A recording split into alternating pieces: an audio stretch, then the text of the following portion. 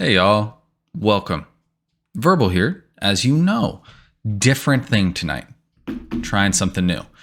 Really hope you guys are going to enjoy it. Now, just to preface this, we're live streaming D&D. I'm pretty sure you're aware. It's in the title. We've talked about it a little bit.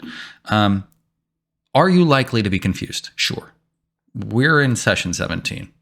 You have no idea what's going on. We get that. What does that mean? Well, we're going to release some content eventually. Hopefully soon. Some character introductions, some lore, right? A little bit of a story so far, if you will. If you're into that kind of thing, it's in the pipe. It's coming eventually. But we didn't really want to wait any longer. We wanted to get this done now. So here we are. We're just trying to have a good time. We really enjoy ourselves, this group of folks. We do the best we can to not be nitpicky about every little rule. And the DM does whatever he can to make sure that we're enjoying ourselves. So if you're watching and we're not doing things perfectly, fucking let it go. Because we sure are. Enjoy yourselves. Eat some popcorn. Have some pizza. Ice cream's delicious too. Really, do what you want. You don't even have to stay. The fact that you're here at all, you know, I appreciate it. And I hope you like it. See you on this side.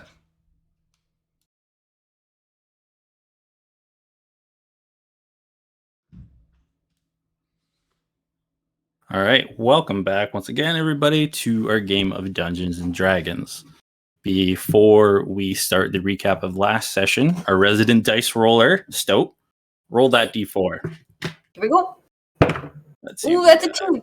2's a good number. That is a 2. So next week would have been you again. Roll again. It's always you again.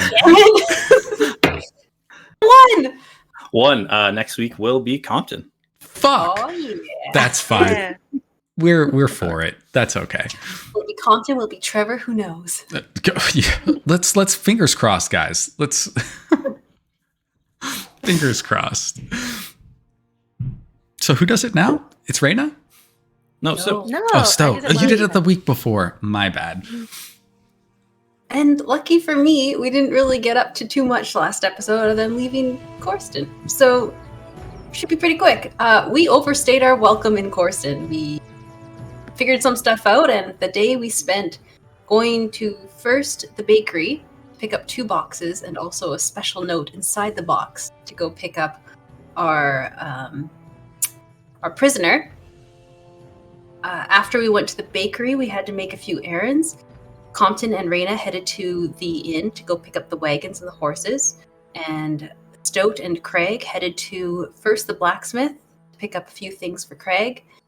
We grabbed the mirror from the basement, which was starting to reform. Spooky, awful. And then we headed from there to the Sultry Apple to go have a drink and to pick up a present that the wonderful barkeep Joffe had left up for us, because we had left a pretty good impression with him.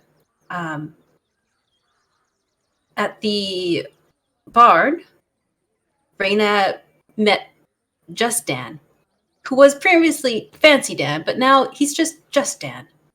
The horse that we got from the windmill has now got a name and a new friend in Raina, and the only horse that I think Raina will ever love. After that,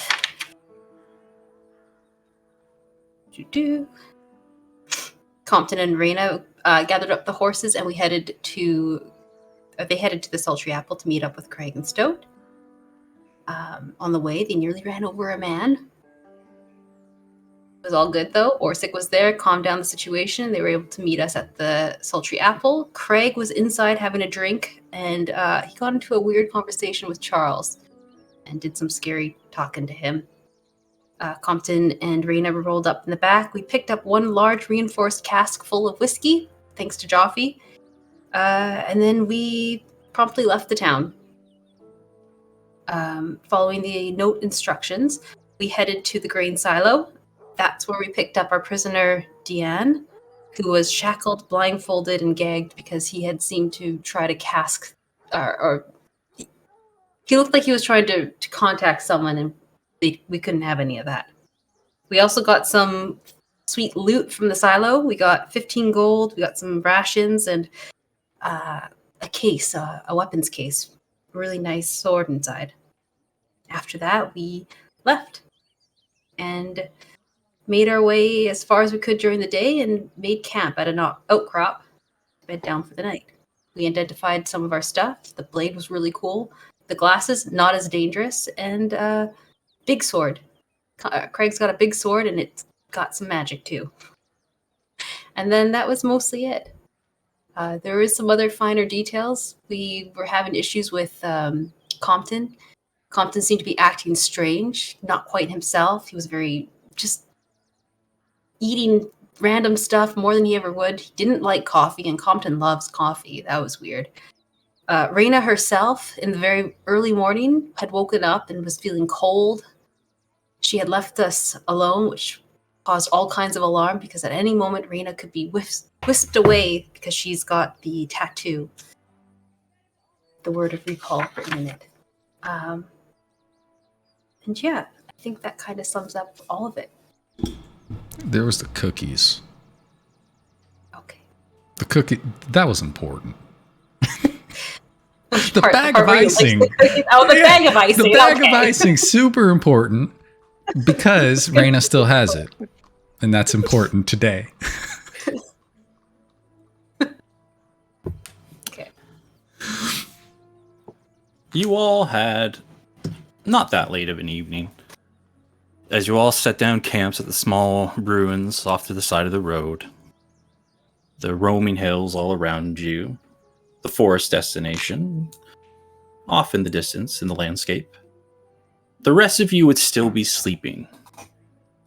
But Raina, you would be awake, tending to the fire just slightly, as with it still being the springtime and being so close to the mountain range now, you feel the chill of the springtime evening air still encompassing the camp. Though it is not enough to cause any of you not to have a restful night's sleep, as you awaken and move around, you still have the soreness in your bones, the aching of your muscles as they were all tense from being clenched up during the cold weather. What would you do to start the day, Raina, as you are, with your elven heritage, awake well before the rest of these individuals?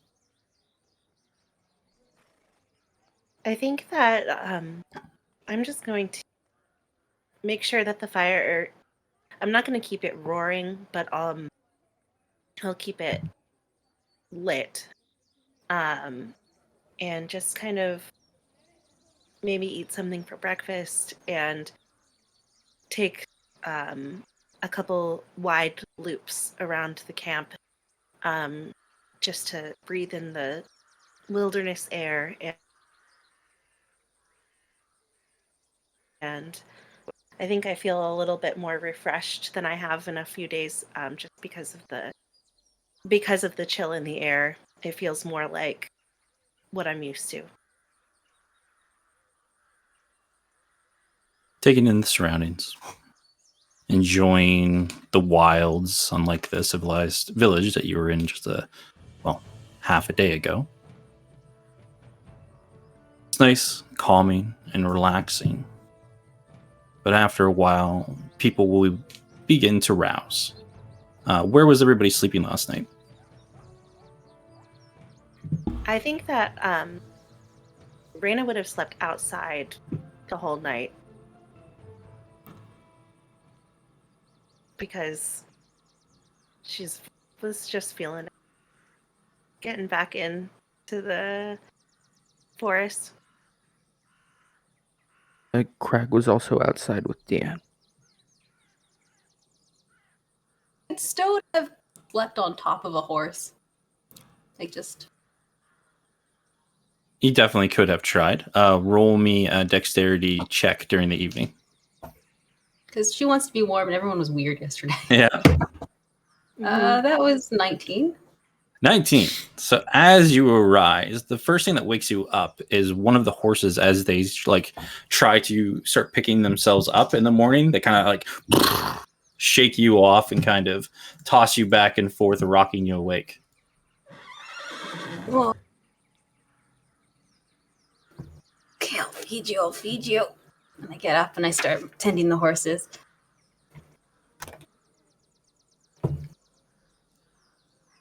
As you do, the two that drive your main wagon and the third that trails behind it, they're used to you. You usually take the most care of them out of the rest of these individuals as they nuzzle up, and as you lay out the feed, they are quite ravenous this morning. Craig,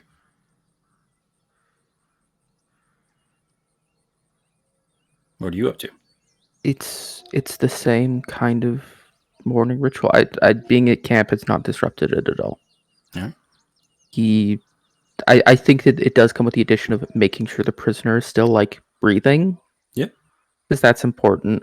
But other than that, it's just he combs out his hair, says his prayers, kind of chills. You would notice right away that DM is awake as he is once again moving his feet back and forth, rotating, and doing the almost piano-like movements with his fingers back and forth, back and forth. Then he stops every about 10 to 15 minutes and then picks it back up again.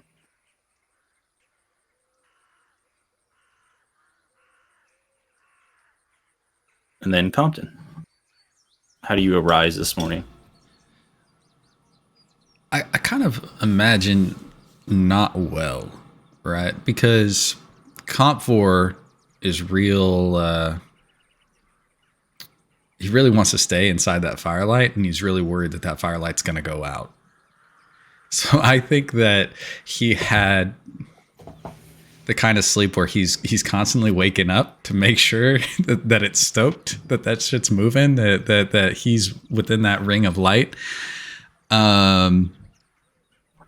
And so he wakes up on the ground, probably closer to the fire than is recommended, just stiff. And I think the first thing he's going to do is he's like actually going to physically pat his body and make sure he can still, like he still feels it, right? Like he's still in this thing. Yep. And there's like a big just sigh of relief in that, oh, I get another day. Like this is great. And then he's just going to kind of, without getting up fully, just scan the camp to see who's doing what and where people are at before he makes any moves. You would see Craig looking to be doing some morning rituals. Stoat mending to the horses. And then Reyna tending to the campfire, just keeping it alive. Okay. Does Reyna have her bag? Yeah. Well, not like wearing it, but near, like I would have put it down around the fire. Oh, okay, so you can see it? Yeah. Okay, never mind. Were you trying to steal stuff from me? I want my icing back, but I don't want to ask for it. I think if that's the case, if people are doing that, I'm going to just sit up and stretch real big. Morning to you. Oh, good morning. How did you sleep? It not the best actually. I kept waking up a bit, maybe because we didn't sleep like we normally do with like all the bodies. That was strange.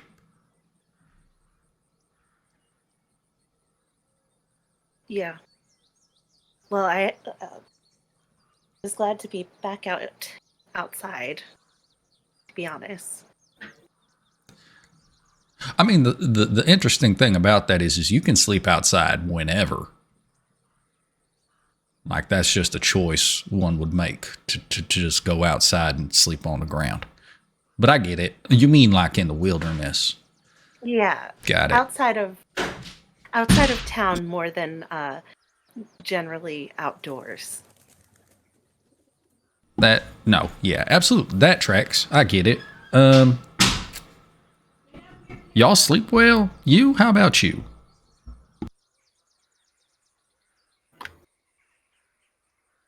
Yeah, I slept fine. Because of the wilderness, or just because like you? Yeah, it's probably the wilderness, and he's just gonna turn away and then start like making like he'll stand up and make his way towards Crag.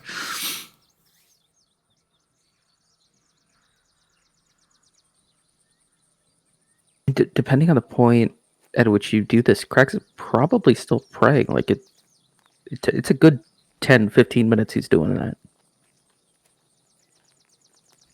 Are you praying over our friend? Like next to. Within arm's reach, always.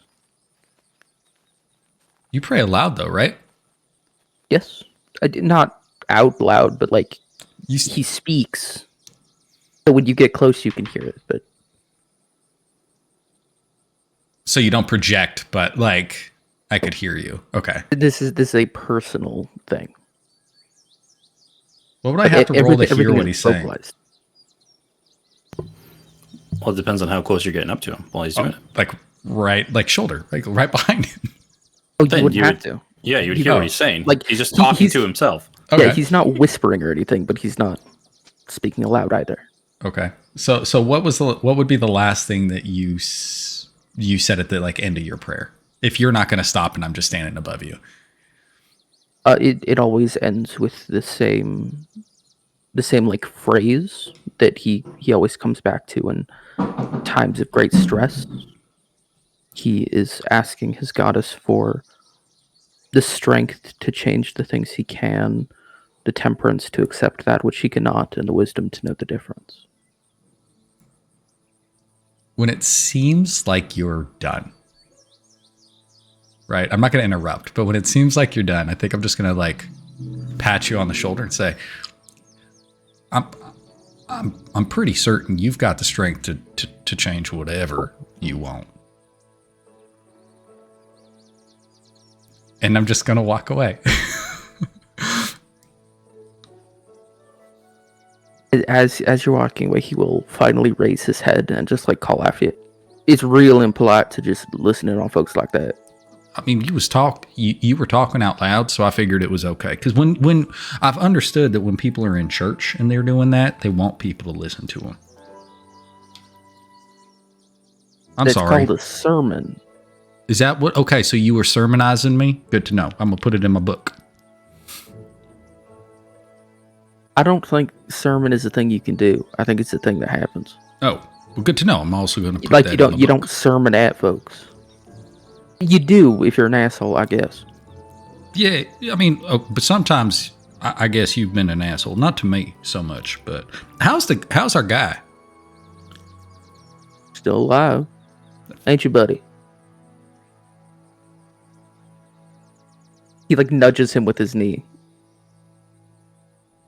As soon as you ask him, he taps once on his knee. Yeah, that's yes. We worked out a system. I mean, he was moving, so I figured. But yeah, I got it. Cool. I like it. Anybody do you all want me to whip up breakfast or something? Like, what's that about? We eating? I was gonna eat a ration, feed friend over here a ration. Hey, oh no, Mr. Finn, did he get back to you? Oh yeah, absolutely. And our instructions are? Stay the course. Do what we was doing, and make sure that nothing bad happens to his stuff. Okay, yeah, Yep. sure. Does What that? did he say about the about booking the passage? Oh shit, I forgot you asked him about that. Yeah, that's important actually. You know, now that I think about it, I don't think he had enough words to tell me about passage because he was real concerned about that book we found.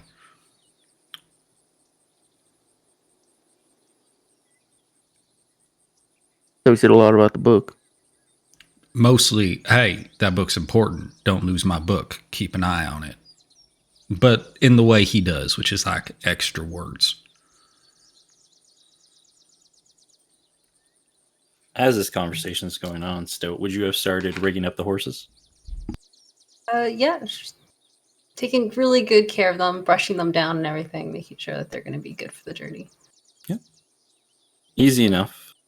They all get wagoned up, ready to go on there. If everybody's just going to have rations in the morning, you see it's still early in the morning. The sun has barely started to rise. It has that orangish blue glow going on right now, as it's not fully daytime yet, but night is starting to disappear.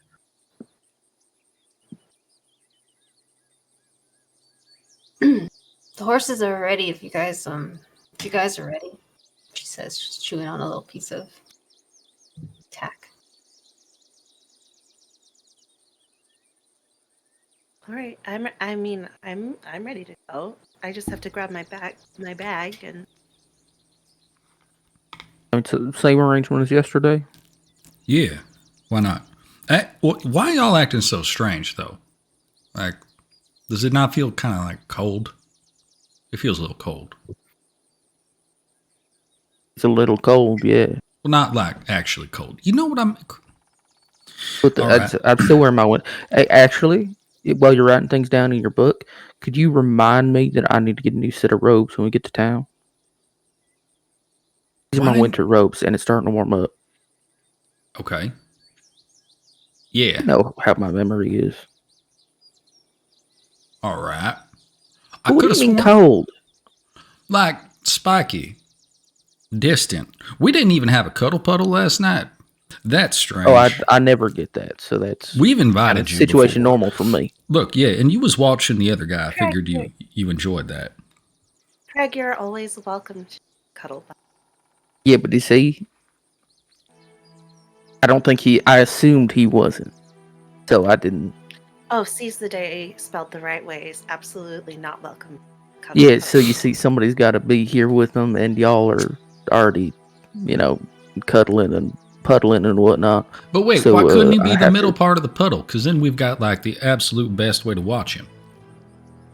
Personally, I dead believe in treating prisoners well. That's why. Are you saying that being in the middle of the cuddle puddle would not be treating him well? I'm saying that sharing a sleeping space with more than one person sounds awful. Nah, man. It's Look, warm. It's not awful. here's the thing about it too. If you really don't like it that much and you only want one person, you could be a bookend. You can just be the Pretty outside warm as part. it is the other thing. I think I might overheat on account of the robes. I thought we had tried to get you into new robes before, and you were like, "No." Well, yeah, because it was still kind of cold. Jesus. All right. Okay. So same situation as yesterday. Miss Raina, can I have my icing back? Your what? My bag Your of what? yeah, my bag with the sugar in it.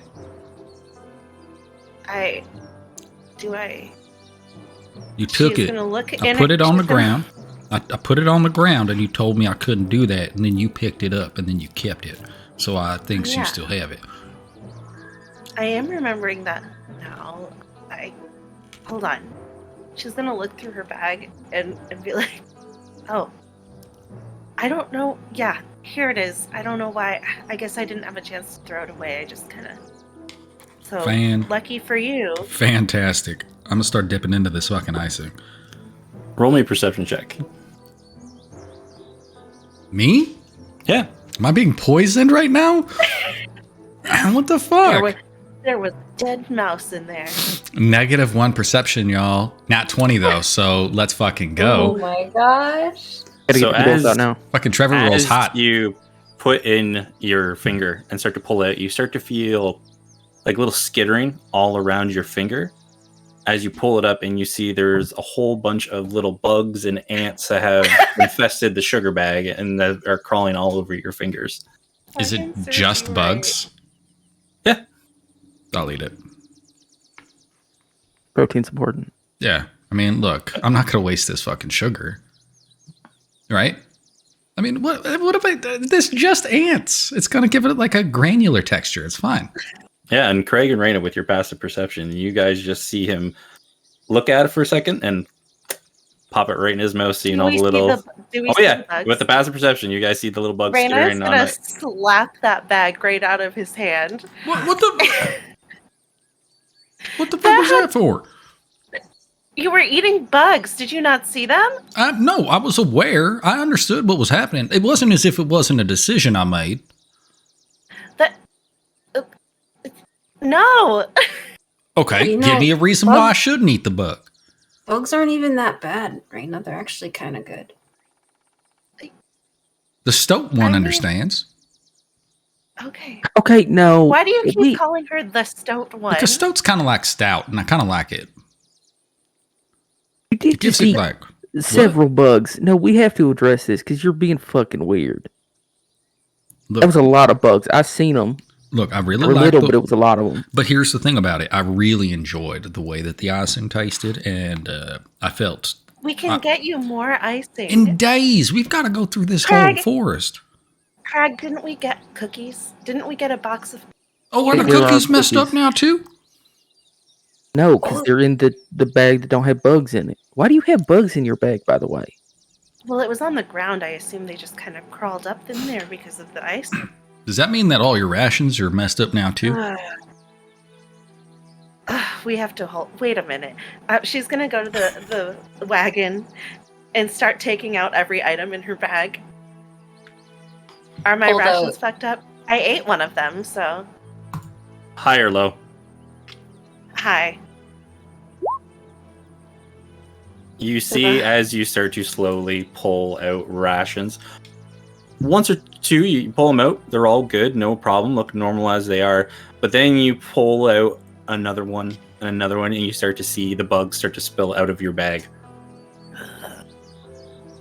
She's gonna take her bag. I'm gonna take it and I'm gonna like shake it out over the ground and just like muttering curses about icing under my breath the whole time. And I'm gonna take the bag of icing that was now on the ground and the rations that have been compromised and throw them in the fire. Yeah. As you throw it all in the fire, you hear the little...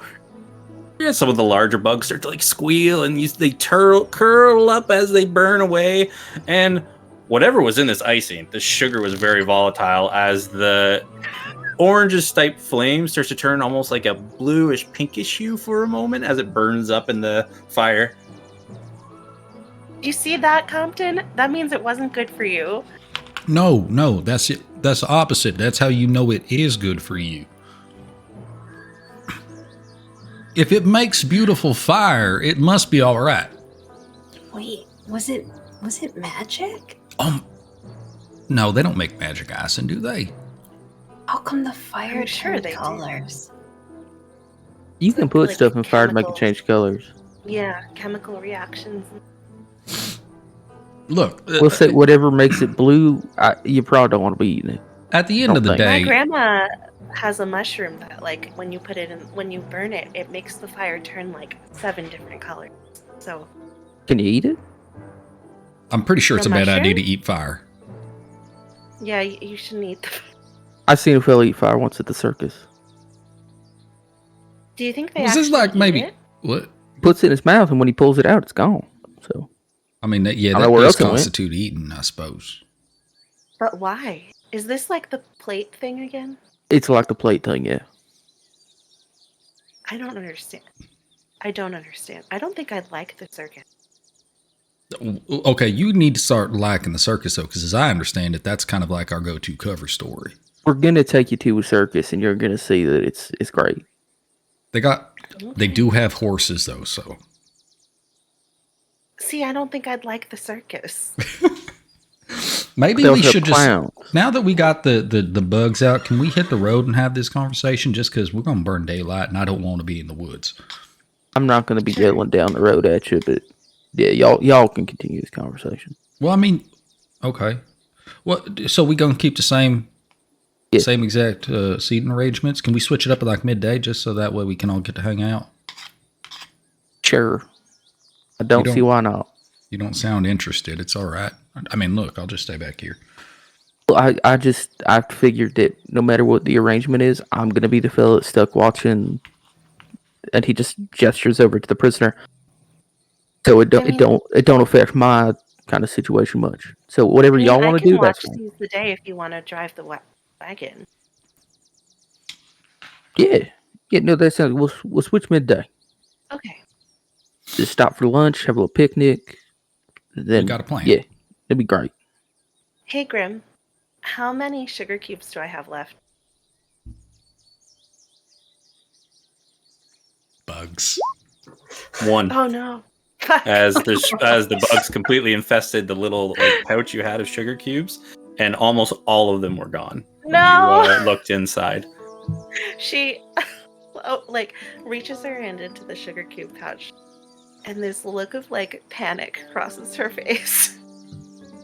As Just Dan sees you looking in the bag, you hear him all excited as he knows what that pouch is. Well, now I can't not give it. Okay, so I'm gonna go up to Just Dan, and Just Dan, I have failed you. But here's the sugar cube. I'll find something else for you, I promise. She's gonna feed him the sugar cube. Yeah, just the lips curl up. He just grabs onto it, and you just seems rather excited and ready to stretch his legs. All right, same plan as yesterday. Just follow that wagon. Yep. Oh, you're talking to the horse. All right, I'm getting in the wagon. So, just for reminder, for marching order, Stoat is going to be driving the main large wagon with the two horses in the front, the one tied at the back. And then the second wagon will be driven by Reyna, the small, as it has been so named, the loot wagon.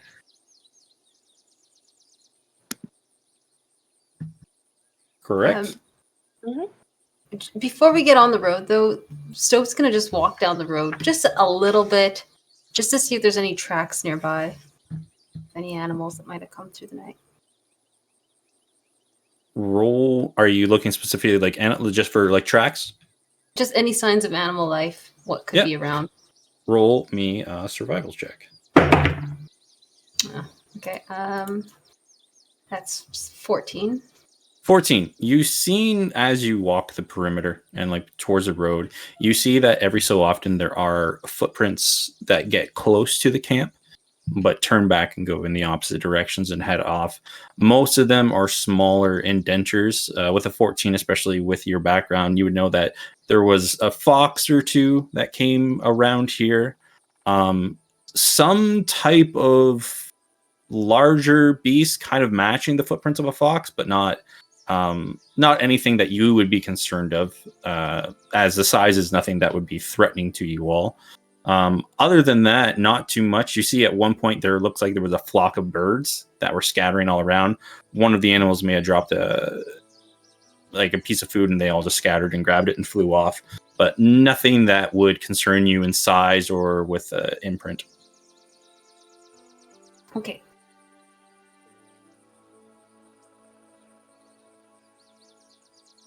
So as you all load up in the wagon, heading off towards the northwest, following the path leading towards the forest. As you all head in that direction, not much of note catches your eye. The hills, as I said, while flat lands mostly near Corston, the hills are starting to becoming more rolling. Your view is becoming a little more obscured, but still your visibility is still enough that you can see anybody coming far from the distance down the path. But you don't see anything or anyone actually traveling this road besides yourselves. The clouds are becoming a little more dense. Might be rain in the distance or just an overcast day. Probably about 2 hours in, you start to get closer to the forest. You see the main path heading towards the forest, and you see another little off-skirt road, not as well worn, but definitely another path that heads just slightly off. away from the forest. Anybody who's looking down there can roll me a perception check. I will look. I'll look too. I'm driving. Yeah. I'm pretending to drive, so I rolled a 17. a 16. Both of you would see, looking down, probably maybe no more than 6 minutes, 7 minutes down the road, you see a couple of outcroppings of buildings and what looks like a very large barn. Especially with the 17, you see off in the distance that there is a sign, very large with engraving. It says Sims Lumberyard.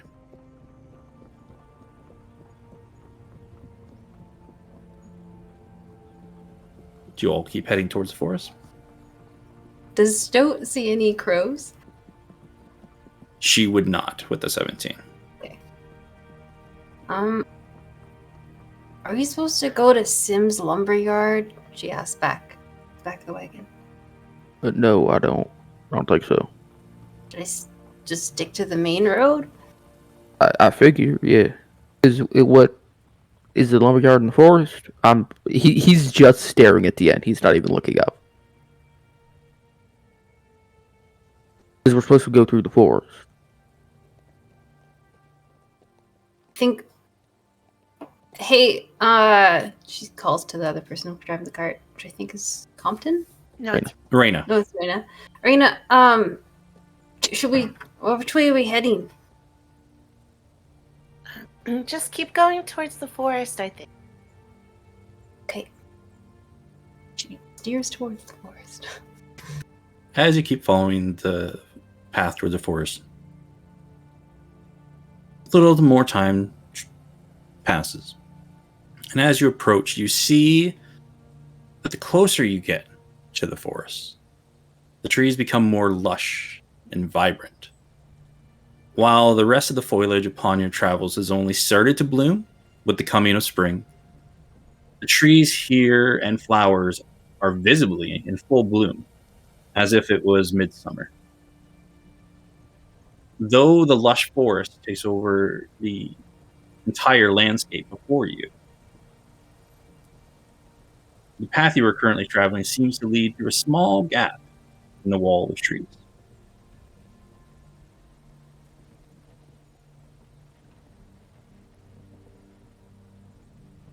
Keep Does it traveling. Yep. Does it get dark? No. No? Still a Okay. very bright day. Okay. If anything, it still feels like it's getting a little warmer as you all approach the forest. As you get closer, probably no more than 60 feet away from where you see the canopy of the woods overtake the pathway, and it starts to become more dark in the woods. I need everybody to roll me a perception check. Well, anybody who's paying attention, roll me a perception check. 18? 18? 24. 19. 19. So you would be the first to feel it / hear it. As you're driving along the path, you drive over, and the wagon just kind of picks up it's almost like you're running over something just slightly, and you hear a clink clink of like iron being rattled as you go down the pathway. Do you slow down or stop? Yeah. She's experienced weird sounds like this before, like the Yep. blacksmith door. So yeah, she's gonna. Whoa! So You guys, there's something there. As you go over and slow down the wagon, this also helps you, Raina. She calls it out. You notice that there is a large iron chain that seems to be laying in the tall grass. Where the main pathway is, it looks like the part of the chain is buried just below the surface, but it becomes visible again once it's in the long grass. I'm gonna get up out of the wagon, and I'll have my bow out, and I just want to follow the chain. Is it like Compton can see this, right? Or Comp 4? If they point it out to you, you can definitely see it. No, more that Reyna stands up and like starts readying a bow. Like, is that pretty easy to see? I would. You're in my wagon. Okay. Yeah. He's just going to instinctually cast Mage Armor. Okay.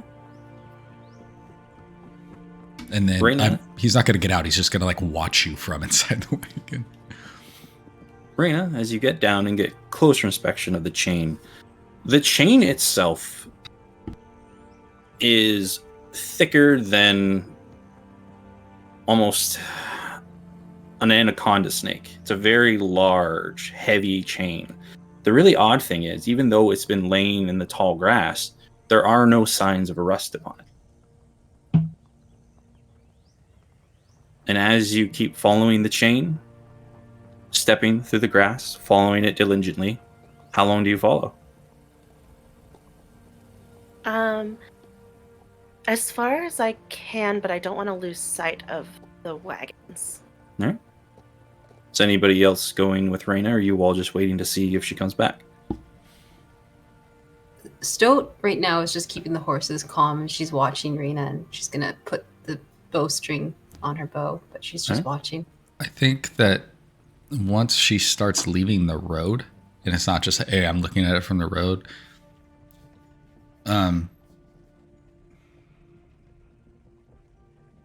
There's safety in numbers, right? So Trevor's like, I don't fuck with this. I'm gonna keep 90 feet. So like if she makes it out a distance, I will track to a point, but not like further. Can I see Reyna from my position in the wagon? If you peek at the back.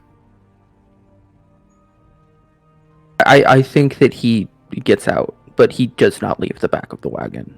Yeah. Just watching.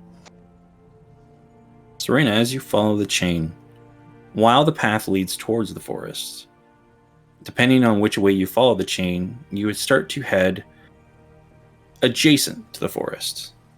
And keep going, traveling, keep following this chain. Though the grass is long enough to cover the chain, probably goes no more than above your calves. You just keep following it. And if you would follow it to the point where the wagons and the individuals on them become little specks, it would still keep going. Okay. I'm gonna go back, head back to the wagon. And I guess I would probably meet up with Compton. Yeah. Who was behind me. I think that this chain might go around the whole forest. Huh. And I think it's got some magic on it of some kind, because look how it's not rusted at all. Okay. So is that something we should have Craig smell? I mean, we could, or I could just try to figure out what it is right now. But that, you have to touch it for that, right? I'm gonna kick the chain. No! You kick the chain. Just, it's very heavy. Like, if you are going to like kick it to slightly move it, I'm using just, like the bottom of your foot, you're okay. But you imagine if you fully kick this chain, it would probably break a toe. As you kind of like roll it out, it rolls away for a little bit. But once the chain, probably after a good 4 minutes, once the chain's been out of kind of wiggling out and not in its line, you start to see it slither back to its original position in the grass. See? Huh. Yeah. I'm going to go ask Craig to smell it. But no, we already know it's look, to see, this is one of them things. It is clearly magic. It moved on its own, right? Yeah, but he can smell what kind of magic it is. I guess that's true. You think this is the keeping in or the keeping out type? Hard to say, because the town had that situation where they were saying that animals were coming forest, so I don't know. And Stoat's wagon made it in. So. Well, let's get back to the other Okay. and let them know. Yeah. So while they've been off, Crag has been ritually casting Detect Magic if he can see the chain. Yeah. Because he's bored. With them taking as long as they are to travel with this chain and have their conversation, probably by the time they are maybe 100 feet out from where you are, you get that sweet, relaxing smell. Like when you're on the boat in the sea and you have that final sight of land, that safe feeling, kind of the smell overwhelms you, and you take the time and concentrate, and you know whatever is upon this chain is some type of abjuration magic.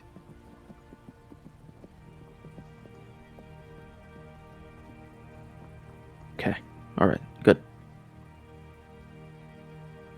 So would you be doing anything while they're traveling around and Craig's doing his ritual? So it would just be, again, she's mostly watching Raina as she moves into the forest. Mm-hmm. But if possible, like she'd also be listening for anything else. Yeah, roll me a perception check. Okay. Oh, that's a 23. You do hear, even because you're only 60 feet out of where this brush is, the weird part is since you're sitting and listening so intently, you kind of turn your head. And as you kind of peer your head past the chain and walk around, the noise of the flowing breeze, the chirping of the birds, the chittering of the insects all around is normal.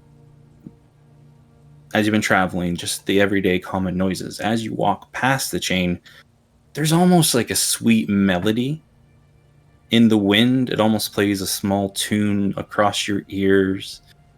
The noises of passing animals off in the distance within the woods becomes more vibrant.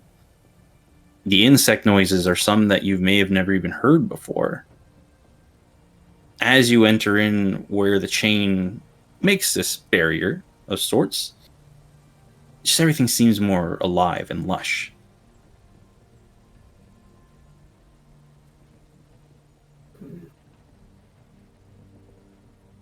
Pleasant. Very. Stowe's just captivated, waiting for the others to come back.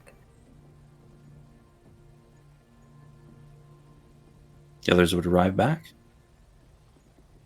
I'm going to relay what we've discovered about the chain. But yes, magic. See, I told. Well, Good there's magic? No harm in confirming. No, Brat. Good magic or bad magic? It's the protecting kind of magic. Oh, well, can y'all want me to Which figure it out? Depending on what you are, is good or bad. I think and he will walk over to the chain, step over it, step back over it, because I can do this. I think it's fine. It'd be good to know. It's for keeping out, but it's not for keeping us out. It's for keeping out. Okay, all right. It's probably. Well, it might be for keeping in, but I can leave, so it ain't for keeping us in. I think that this forest is really well looked after. Someone's taking really good care of it. I have a question. Would I need to do an Arcana check to know this information, or am I aware druids don't fuck with metal like that? I would say roll an Arcana check, yeah. Okay. Because from where you're from, druids are not a common practice. Okay. Well, I think that Raina would know. You could roll a nature check or an Arcana. 14. With a 14. 21. God damn. With a 14, Compton, So much better. you've been reading books. You know that though they don't deal in pure steel, they have been able to craft certain type of almost metallic-like substances using natural minerals on them. But they do not use man-made forged metals. So like combination to make, between two alloys, mixing them together, druids would not use that. But a natural mineral that they just have to melt down and forge, they will use because it's a part of the land.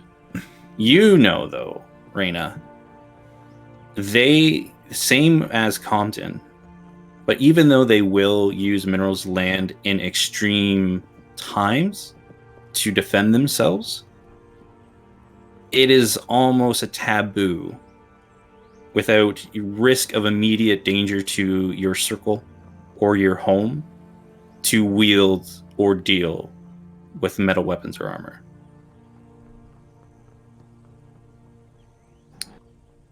So I think that when Stout says that it's really well looked after, I'm going to say, like, I don't think it... I mean, it might be well looked after, but it's not a druid care. Or if it is, it's odd practice. Yeah. So just be careful. Yeah. I feel like... I'm sorry, what was that, Miss Reyna? Someone's in here. I mean, yeah, we are. You mean somebody else? Got it. Okay. Yeah, maybe we just be real careful about it.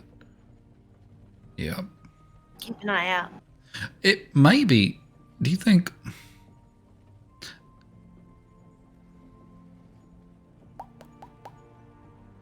I'm fine. It's fine. It's fine. This will work. What were you gonna say? Well, I'm just saying because we got the lead wagon with Stoat's the only one with eyes out on the road because Craig's busy watching our new friend, right? So like, I'm just wondering if maybe we want to put that one in the back. I don't know. It's fine. We can do that. Is that smart or? I think that's probably a good idea. But I do like the idea of Seize the Day being in the first wagon, so that in case something does happen, then we have our secondary eyes on, Okay, so why don't we just change who's in this wagon? Get more folks in this wagon. Yeah. Compton, if you want to go up there and keep an eye out with them. He is real boring, but the upside of that is that you don't have to focus on him too hard. That's good for me because I've been bored this whole time. So this is fine. Yeah, I'll do that. Really, just make sure that he doesn't like pull a sword out of nowhere. Or start talking. He isn't allowed to do that. No, trust me, I ain't gonna let him talk. That's fine. Okay, yeah, no, that's a good plan. I'll just go up there too, and then Craig can keep eyes on the road, and I can just watch this fella. Yeah.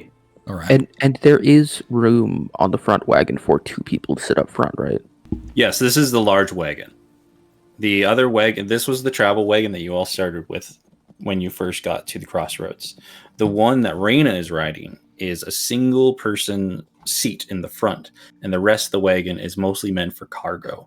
This one here is a passenger wagon that Stoat is currently driving, where you could maybe even fit 3 smaller size people in the front bench and much in the back, as you have filled it with many of your rations and feed and travel. And so he will just move to sit up front with Stoat. All right. During this time when you guys are having your conversation, Stoat's gone, and if there's dandelions around, she's going to pick a couple and feed one to each of the horses. Do you move a little bit closer to the forest? Mm-hmm. She's like going towards the forest to pick the dandelions. If there's you wouldn't just find some dandelions. You'd find all manners of flowers that Stoat has never seen of. Vibrant blues, violets, some cyan, some of them very large, almost wrapping around and tangling. One, you swear, especially because you had such a high perception roll of doing your stroll, one almost seems to like follow you as you move. At first you think it's just the swaying of the wind, but it almost kind of follows you slightly as you walk past it.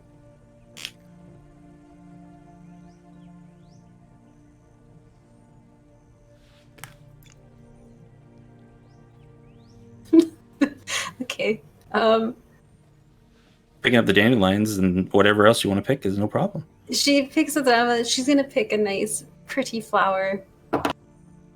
Yep. A red one, and put it in her hair. Easy enough. And pick one for Rena as well. That's blue.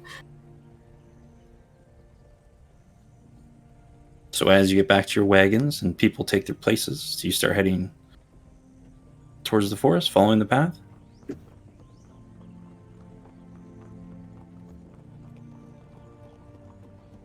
So turns back and just, hey, Craig, can you hear me? Yeah. What did the forest smell like to you? He just like takes a deep breath in. What does the forest smell like? Rolling a perception check.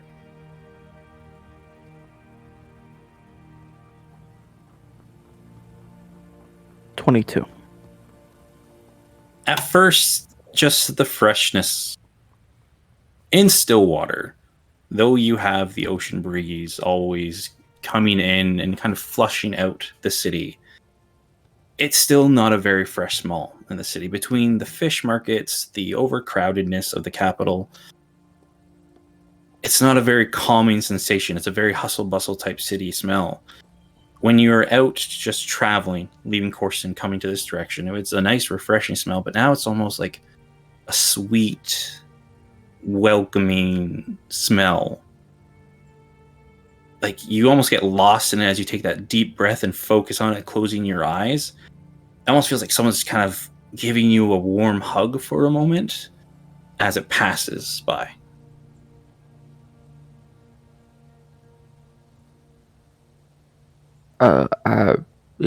It smells real nice, Stoke. Yeah, it does. Stoke's loving it here. It's warm. It's nice. It's great, but we do need to keep an eye out, okay? That's what I'm up here for. Compton's in the back. Right. Okay. I think as we go, I'm going to keep an eye out sort of to this, assuming that the front wagon is going to be like looking ahead. I'm going to try to keep an eye out toward either side. Mhm. And also if I see any like wild apples or something that I can use in place of the sugar cubes that I lost. Easy enough.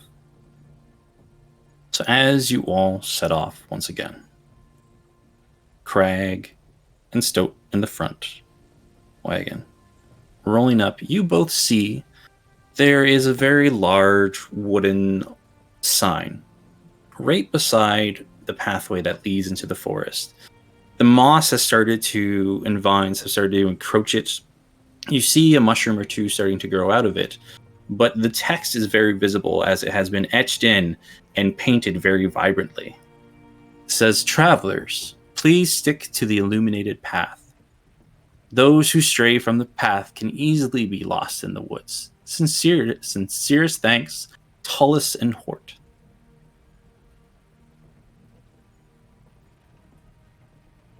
That's good instructions. I like those. Real straightforward. Good to know where we're going. Do you think those are the caretakers? I would think so, yeah. Are we gonna meet them? I think if we stick to the path, the intention is that we don't meet them. 'Cause if we do meet them, it might be because we were somewhere we shouldn't be. Maybe, I don't know. That's a guess.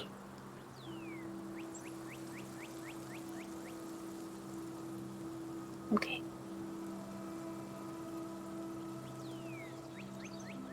Pushing into the woods,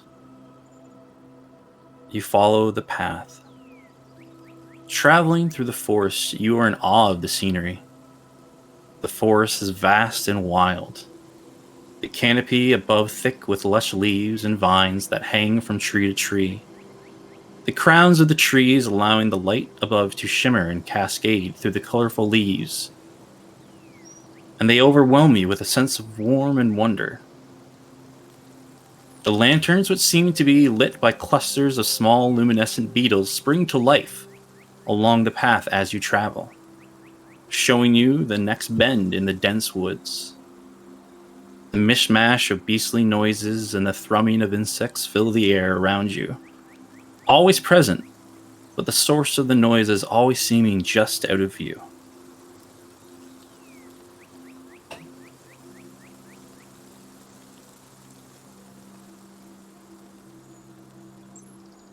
As you travel along this leg of the journey, I need someone to roll me a d6.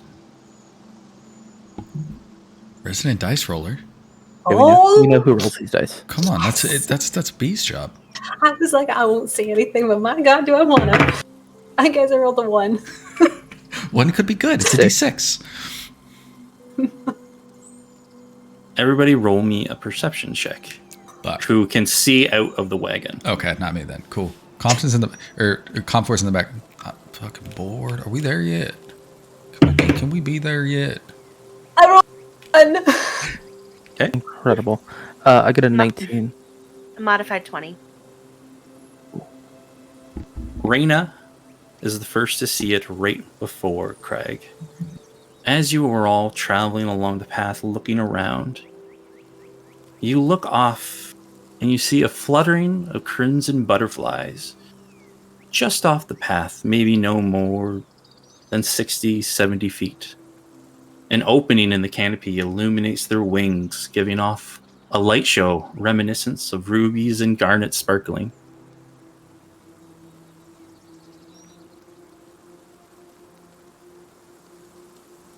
If Crag can tell that Stoke can't see him, he will nudge her and point over to him. Like that, pretty? It's like stained glass in churches. Yeah. Real nice. Are these like...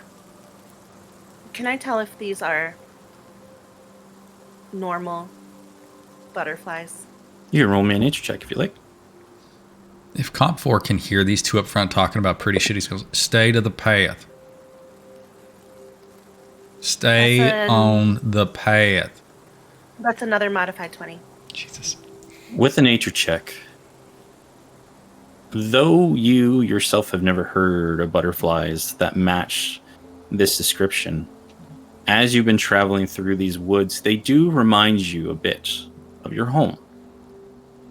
In the way that you've seen colors, you've heard creatures that you haven't been seeing while traveling over the open lands of Wilfrem. They may be, though they seem to be just normal butterflies, they may be specific to this region.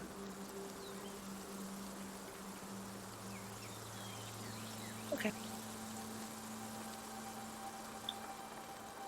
Does anybody do anything, or do you guys keep going? I got no one to talk to this stuff. I do. You talk to Dad? How long have Yeah. we been traveling at this point in terms of like minutes or hours? About 2 hours into the forest. Okay. So 4 hours total okay. journey. Yep. I will just kind of nudge our captive here and ask him, "Hey, you good? Just checking in." Taps once on his knee. One's yes, Craig. One's yes, two's no. Okay, yeah. Okay. Ain't that right? Taps once on his knee. There you go. We're good. Craig says that without even looking back. He's so sure that he did it. So here's the problem. This large wagon is the wagon that has our cask of whiskey, right? It is, unfortunately. Compton's or Comfort's definitely dipping into that. I will tell you that there is also, because I didn't put this in my bag, the cup that I took from the sultry apple is just around there somewhere. We also have my cup. Remember, we've got two cups. 2 cups. How is it like? Does it just have a cork in the top? Like, how are we supposed to get out of this cask? Does it have like a tap on the side, or You see a very small little wooden nozzle built into the side of it, and you see a little dowel that you can turn. fuck yeah? Okay, I'm gonna take my cup and Craig's cup. I'm gonna fill my cup. Yep. and I'm gonna put a little in Craig's cup. All right. And I'm just gonna push it out through the front of the wagon. I think Craig takes it without thinking about it. It's a little early to tie one on, don't you think? The way I understand it is if we're outside, it's always time to drink. So it's fine. I don't think that's actually how it works. I don't know Keep either, but drinks anyways. it's the rule I'm using. Yeah, sure, just to do keep an eye on the fellow. Yeah. Yeah, no, for sure. I'm not going to chug this full cup of whiskey. I just don't want to have to open the cask again. So I am going to be sipping out of it. Yeah. Right. As you start to sip out of it, it's a very full-bodied feel with a tone of nuttiness as you get like the hint of pecan in it, and has this smoky wood flavoring that's on your palate. It's latent, but it's lasting.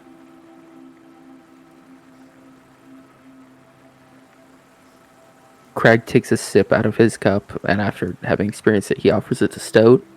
You want some? What is it? Oh, it's the whiskey Jaffa gave us. I assume unless you got extra whiskey back there? Yeah. Here, can you hold these? She'll swap you the rings. I got you. Little drink. Warms your stomach, your throat. Tastes like a campfire. Bet Rena would really like this. But when we stop for the picnic, we can, you know. Why don't we stop here? We just passed the pretty butterflies. I mean, who knows what else? I don't think No, we'd go 2 disturbing the hours. wildlife. No, keep moving. Go forward. See, that isn't even the trouble I come to. It's more that if we come to a clearing, we want one with no critters in it, so we don't go bugging nothing. Right? Right.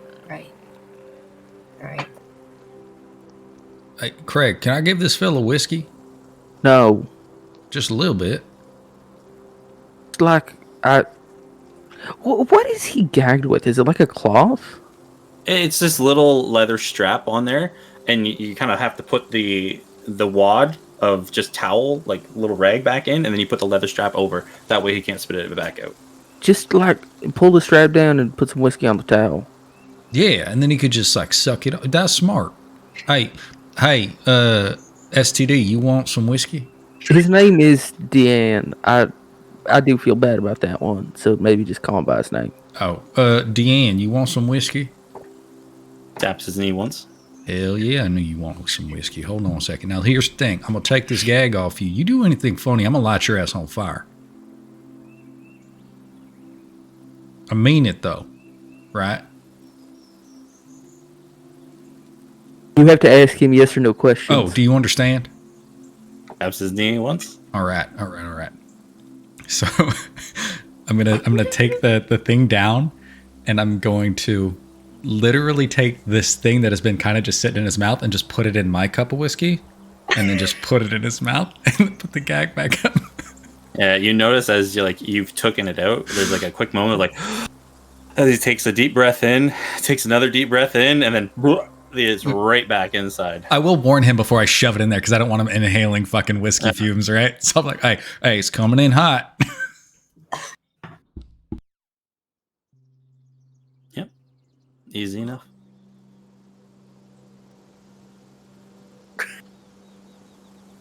Look, I'm trying to make sure our guy's comfortable. Don't hate on this. Whiskey on an empty stomach. He's gonna barf into that freaking thing. Well, my thing about it is he can't get away from it. It's just in his mouth. You better fucking like it. We did stuff with whiskey soaked rag into this man's mouth.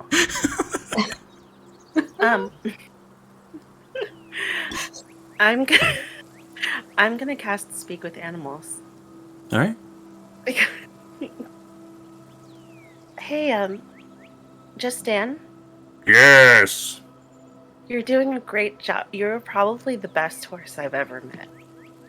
Yes, I am the best horse. I like you when you're telling me this. Oh, good. Hey, listen. If you had to pick what would be your second favorite treat to sugar cubes?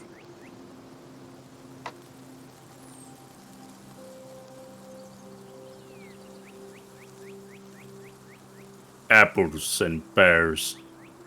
Okay.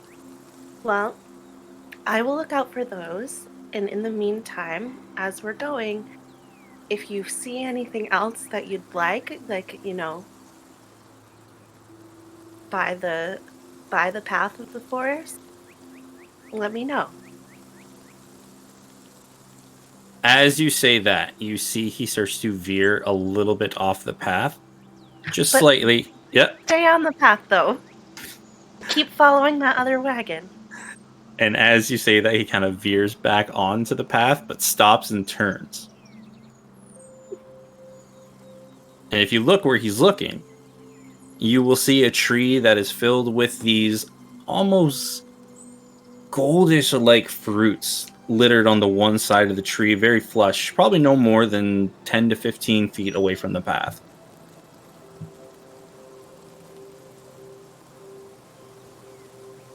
You think that looks good? Yes. It smells very sweet. Okay. Hang on a sec. I'm gonna call ahead to the other wagon. Hey, you! I mean, is you just anybody? Yeah, all three of you. Oh, what? Wagon 1. Wagon Oh, 2 to that's- wagon 1. That's like code names. Wagon 2. Yeah. What? Tell Stoat to stop for a sec. Wait, hold on. Because you want some whiskey? Yeah, but I have to do something first. Wait, what do you gotta do? I need to get a fruit for Just Dan. Stay on the path. Do you got to get off the path? Wait. No, hold on. Stop the wagon right quick. No, maybe not. Hey, Stoat, I need the rope. Okay. Yeah, okay. I'm stopping. Can we stop here? We're gonna stop here, yeah? Fuck it. We'll just have lunch here now because we're stopping. It's only been 2 hours. What do you mean lunch? We just It's been left. 4 hours. Oh, 4 hours. that's how Yeah, bored I am. I don't know how time works. You see, so as Raina's calling attention and says, "There's apples," the horses stop and they both seem to turn their head and look in the direction of them. Oh. Wait your turns. So I assume you were all walking and like you guys were all talking and riding, right? As you went. So where the butterflies were was probably a good 10 minutes behind you.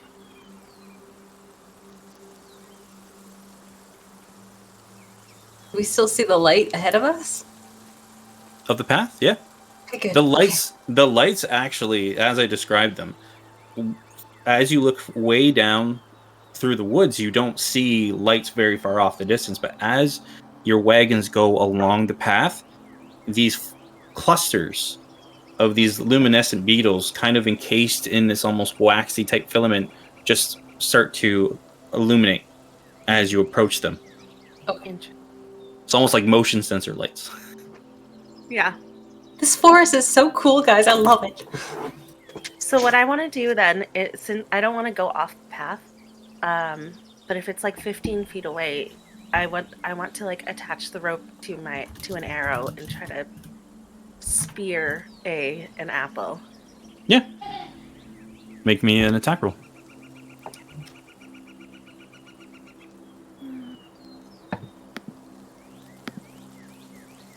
So you know, Raina, like Stoat didn't go into the bag for your rope. She's giving you hers. It's 50 feet. That's right. I just seized the day, spelled the right way, fucked up my rope, so I don't have one. Okay. We picked one up. Okay. That's a 19. 19. As you pull back, even with the awkwardness of the rope now attached to one of your arrows, you let it loose, hits directly. You even hit 2. How fucking good I am. So can I do that just like a few times so that I have like, I don't know, a dozen apples? Yeah, no problem. It'll take you some time. You miss every once in a while, but since you have it, you're able to pull it back and keep reusing the same arrow over and over. Mhm. Yeah, you have about Okay. a dozen apples. Hey, Craig, can you smell these real quick before I give them to the horses, just in case they're gonna like Yeah. So hallucinate or something? we're having lunch. I don't know if you heard that decision or not. Oh, okay. So go get yourself a drink, get yourself some food. I'm gonna have to sit with these for a second, but yeah, I can do that. Okay. And he will start before- ritually casting detect magic. Thank you. So if my spell hasn't worn off, I'm just gonna let Justin know that to stick around, or like, you know, stay right there, and I'm gonna go into the other wagon with the rest of them to eat lunch. Kind of sees you take the apples, and as you've been pulling them towards the cart, just answers, "Yes, you are very good. Yes, keep shooting them. Yes, I like this. Get more." And as you take them and give them to Greg, he's like, "Where are they going?" Don't worry, Justin. I will give you one very soon. We just have to make sure they're safe. Oh, just gets disheartened. But you hear like the other horses as they've been making noises around. You hear the other two. You know, she gives us some. I guess we maybe won't kick her. Like not this time, right? Yeah, not this time. As long as we get an apple, yeah. Maybe two. Yeah, two should do it. Yeah, two should do it. When you approach the wagon, a hand just comes out the back holding a cup. It's got whiskey in it. Your drink is good. It tastes like campfire. Oh, thanks. Yeah. That was a pretty good shot. I seen that you did that. I don't think we should eat this stuff. I have the feeling we're going to get in trouble, but that's fine. Oh, I didn't step off the path. Yeah. Yep. Because people are real sticklers for like the word of the law, not the intent. I get it. I do think though, problem solved regarding the sugar. We should just put all this stuff in the bag of holding, because I don't think it spoils that absolutely. way. Right? Mm-hmm. Okay. Oh, okay. All of it?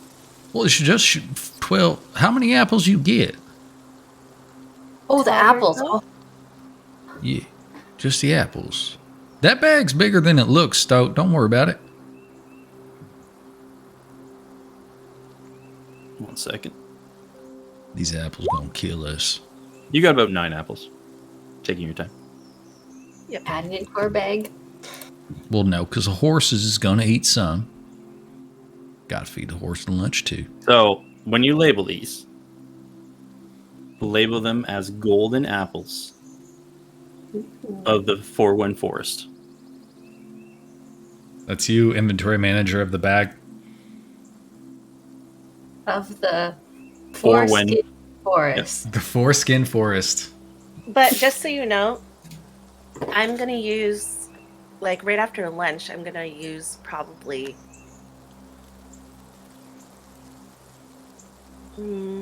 like two of them. So we have 7. Okay, 7. 7 apples. So you're all talking, enjoy your drinks, having some food. Craig finishes, and this sweet, lovely aroma wafts over you from this pile of apples. All different mixtures and melodies of sweet smells just rotating in a cacophony of one after another, of a new scent here, another scent here. Just you can't even keep track as they just keep wafting around in your nose, just going over and over and over, but they're all sweet. Some have a sour taste every once in a while, but just keep getting overwhelmed with more and different things. And do you concentrate to try and pinpoint? So would I just be able to tell that because of all of the different smells, it is a bunch of different magics? Yes. Or is it one magic that smells fucking weird? It's a bunch of... Okay. Yeah, no, I think that's enough for him. It's like these things have a fucked magiciness to them. Second step, before he says anything to anybody, he's gonna just fully cast Detect Poison and Disease. Just like burn a spell slot for it. Just to make sure these won't kill anybody. Because that's important. No. No poison or disease. Okay, very cool. So you do have 6, because Crag is going to keep 1, pass the rest back, and just bite into it. Alright. Right before he does, he's just like, yeah, those things are stupid magic, but they aren't poison, so... Magic ones? Okay. You close your eyes, and you open them up, and it's almost like you have... Your vision is hazy. As you look around, just... Are you inside the way? Like, you can see... Oh, he's sitting on the bench. Oh, he's sitting on the bench. So as you're, like, looking out into the forest, where you see the path path is kind of dulled and muddled. But as you're, like, looking around where you see, like, the plants, they're so vibrant, full, almost this essence of radiance flowing off of them, going around. And all of a sudden, as you're, like, looking past, you didn't see any before. You could just hear the noises, but you see off in the distance, passing by one of these, like, glowing, radiating trees, you see the hazy outline and, like, the heartbeat of an animal far off in the distance walking through the woods. The world around you, like, animals, plants, everything else, everybody else is kind of fuzzy to you. You're not as focused, you're not as in touch with them at the moment. But everything else that involves, like, the plants and the animals, like, if you're looking for something specific, you could probably just think it, and it would just jump out at you. I think because Crag didn't see where she got them from, he's thinking about those apples he just had, because this is very cool. And as you think that thought, thinking about the apples, the rest of everything starts to condense. The colors go less. The apples in front of you start to glow vibrantly. And as you, like, turn around, while everything else around you is more muddled, where those apples are, you can't miss them as you turn and rotate. Even before you look and see them, you can feel where they are. And then when you turn, almost a crystal clear picture view of them. Nothing else to distract you. He's going to get up and start moving towards them. Okay. Very slowly. He's not like running or anything. He's just like, this is fucking weird. Let's see what this is. Why does this do this? Right. He's experimenting. Anybody else doing anything? As you see Craig just... Everybody who isn't Craig can roll me a perception check if you're paying attention to Craig when he bites into the apple. I'm watching the dude in the wagon. Yep. I mean, for what it's worth, you hear the crunch. But people are eating food and stuff. Like, at this point, it's kind of like whatever. I mean, I don't think I'm watching Crag necessarily, but I have got 16 passive, so... Stoat's, like, stuffing the apples and watching you eat them as you grab one out of her. And she rolled a 19. As you see bites in this apple, there's a moment where, like, he shivers for a second as the juices start to flow. And all of a sudden you see, like, almost like a flash goes across his eyes and then back for a moment. And just... He's back to normal on there, but you saw, like, this almost radiating light, like sparkles dancing, go across his eyes. Not in front of them, but actually on his eyes himself. And then the sparkles disappear. Hey, your eyes lit up.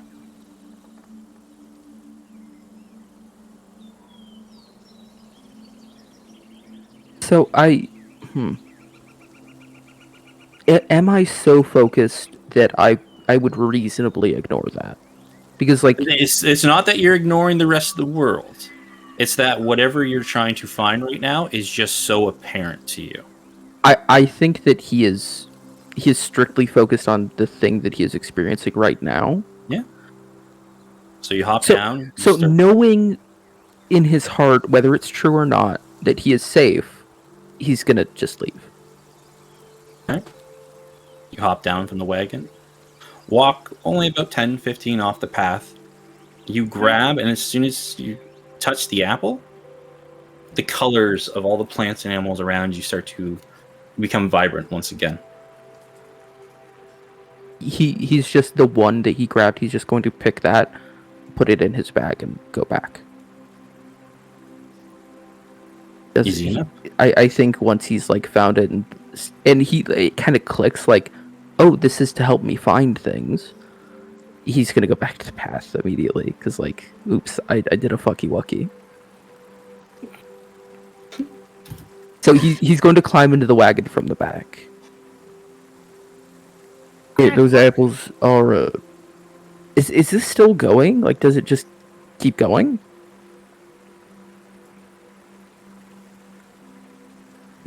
For right now, it's still going. Yeah. So as he's saying this, like his eyes are not on anybody. He's just looking around. So I think I can see forever. What? You can. Give me an animal. Any animal. Crows. He instantly thinks crows. Crows. As you think, though you can't see a depiction of crows, you see, as you look up, far, far, far, almost like a speck, you see a little twinkling lights, matching the same color as the animal you saw walking through the woods, kind of twinkling far, far off in the distance. And they just keep traveling. He points at he's tracking them as they move. Right there. Hey, I got real far off. Hey, let's try this one. Think of the mar. Okay, I don't think he's an animal, but sure. Apples aren't animals either. He closes his eyes and thinks of the mar. And as you try and think of another thing to detect, your vision goes back to normal. He just kind of nods. To him, it doesn't click that like that it was the effect ending. It for him, it's like, oh, I can't see people. Yeah, that didn't work. I can't. My side is just kind of back to what it was now. Crows somewhere over there though. The apples are back that way, but y'all know that. It's weird. Well, You gonna feed I'm those still to a gonna- horse? well, yeah, I promised it to him. Yeah, I mean, I just warn him, I guess. I will. And make sure the horse with no name gets one. I think he's feeling real left out getting trailed behind like that. Yeah, I can totally give. Well, here's what I was going to do. I was going to split one in thirds for Seize the Day, spelled like the ocean. Horse with no name. The other one. Better luck next time. How are you not going to remember that horse? He's like one of the first ones we named. Better luck Second next one we time. named, but yeah. I said one of the first, which is also true. And then I was going to give, I was going to cut the other one up so I could give it to just Dan throughout the day. Can I feel like this is just an important observation to make out loud. If this was all good, don't you think they would have put that town a little closer to this forest of wonderment? Like maybe stop fucking with the trees. Wasn't there a mill nearby, though? Was there? Lumberyard.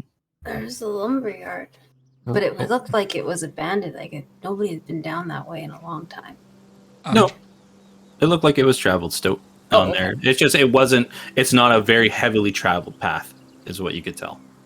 I'm just thinking that if this forest can give you magic apples and has all this greatness in it and whatnot, and it was good for you, that town back there probably would be utilizing it a lot more.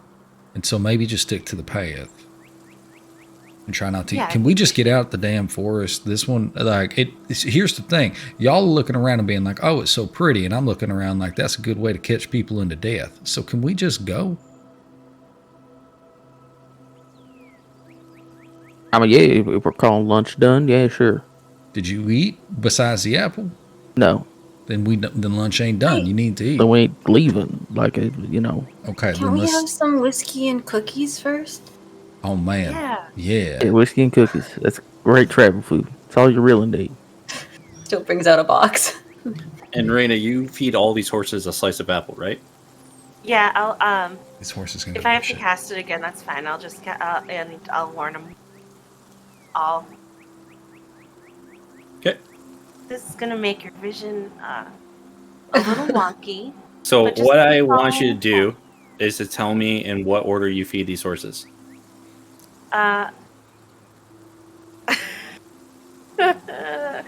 Well, I will give. I'm gonna give Just Dan a slice first. Okay.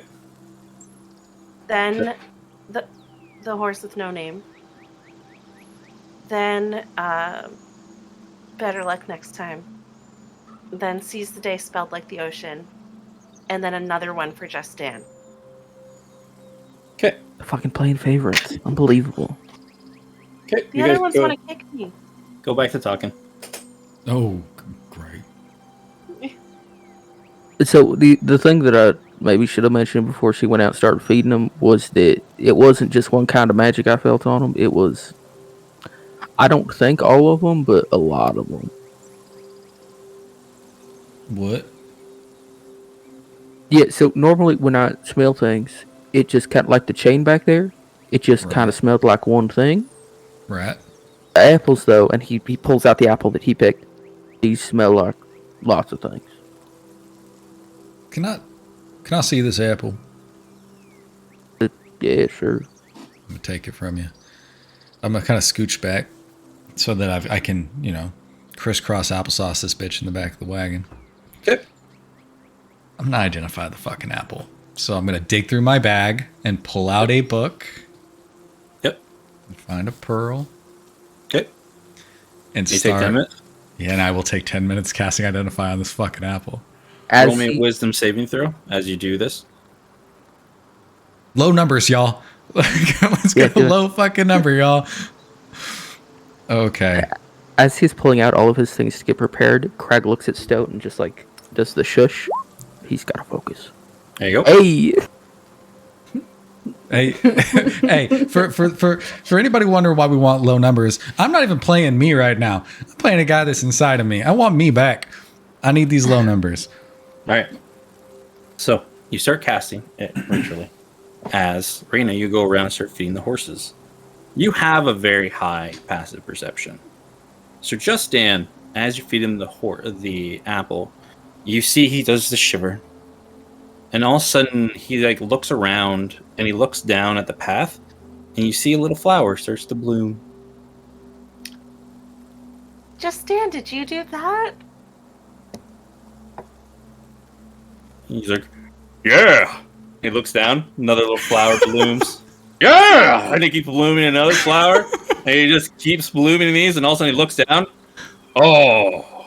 As no longer flowers are blooming. See, I told you, best horse ever. Good job, man. As you feed one to horse with no name, you go and you're walking, and you start to take a sip of your whiskey, and all of a sudden it just turns into syrup, as all the liquid that was in the cup seems to have been gone. And then all of a sudden you see in the sky, water starts to fall from the sky. And then another water falls from the sky. Just like little pools of water start to fall. And then all of a sudden looks up and you hear the horse, oh, that's too bad. What Why is he happened? so sad? I was making water. It was nice. Better luck next time. As you give him the apple, you all of a sudden see his reins that are attached to him start to go and wiggle around and run off into the woods. Oh no! And better luck next time starts to bolt down the path. Oh, And he goes, I'm free! I'm free! Do not feed Seize the Day. And as you feed the apple to Seize the Day, you see he's like, Oh no! opens up his mouth and you see a firebolt just go boom, boom, shoots shooting off in all directions. He's like, I am powerful! And all of a sudden you just see, oh. And then you go back and you feed the last apple slice to just Dan. And all of a sudden, in front of you, you see the most majestic, bestest of horses appear. Golden mane flowing, hooves made of shining silver, muscles as can be, filled to the brim. And he stands tall and proud. And he looks at you. I am just Dan, the bestest of horses that you deserve. And he looks around, just like in awe of himself. And you see the horse with no name looks around. It's like, oh, well, he's whew. And then after about a minute, he turns back into just normal, just Dan. Just Dan. Oh.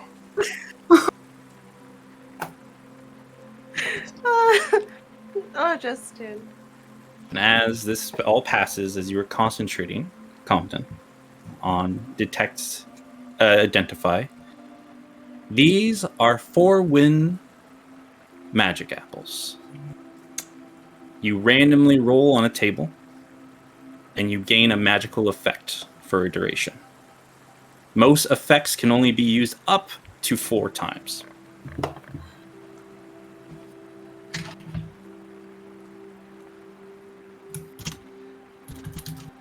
Well, I guess we should, I'm sorry about better luck next time, but he was kind of an asshole.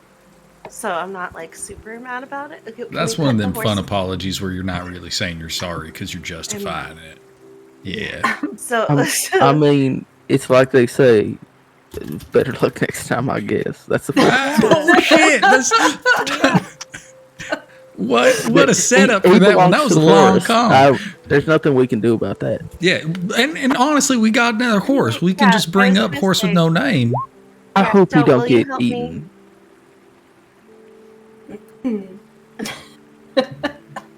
And magical effects and what they are then posted in chat.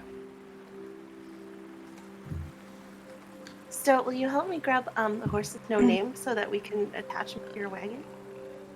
So was dipping a ginger snap into some whiskey, and she had taken off after the horse. Oh crap! And she's just dropped it in the wagon, and she's chasing after that horse. Okay. Don't go off the path.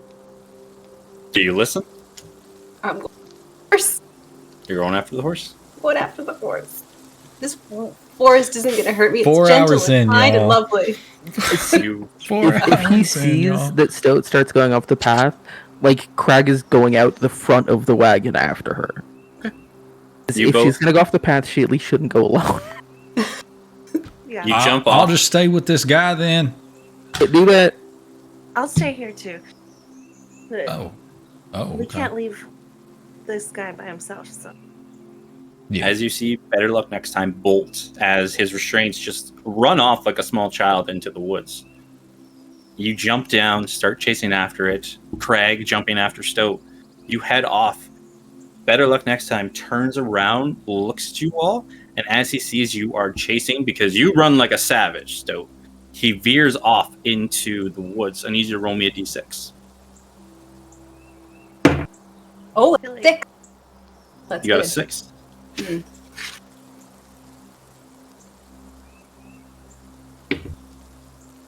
As you're running off into the woods, you see better luck next time bolting past into the woods. And as you are running past, you see a very peculiar looking man. He wears a long overcoat built of different color patches and has a tall blue stovetop hat with a mouse hanging out of this orange band that runs around the brim. His hair is all frazzled and wild, and he seems to be made up of many different, and that seem to be made up of many different colors, such as bright blues to almost neon greens. His skin is a deep green color, almost reminiscent of the trees. And as better luck next time takes off there in the woods, you see he turns, is looking at the horse, and looks at you. And just so you can see the visual, I will show you what he looks like.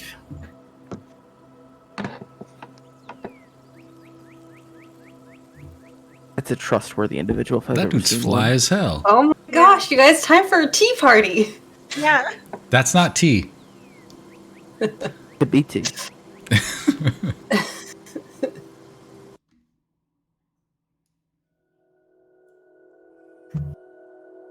We're good. As do you keep running past, going after better luck next time? As you see the individual, you're going towards him. That's where he ran off past. And he waves you, hi, hello, hi there. Stoat stops immediately. So does Craig. Oh, I apologize, quite sincerely. I never meant to. I said very rare. We see many people outside in the woods. I apologize. Pleasure to meet you. My name, of course, is Arrow Darkfoot. And may I please have the wonderfulness of your all names?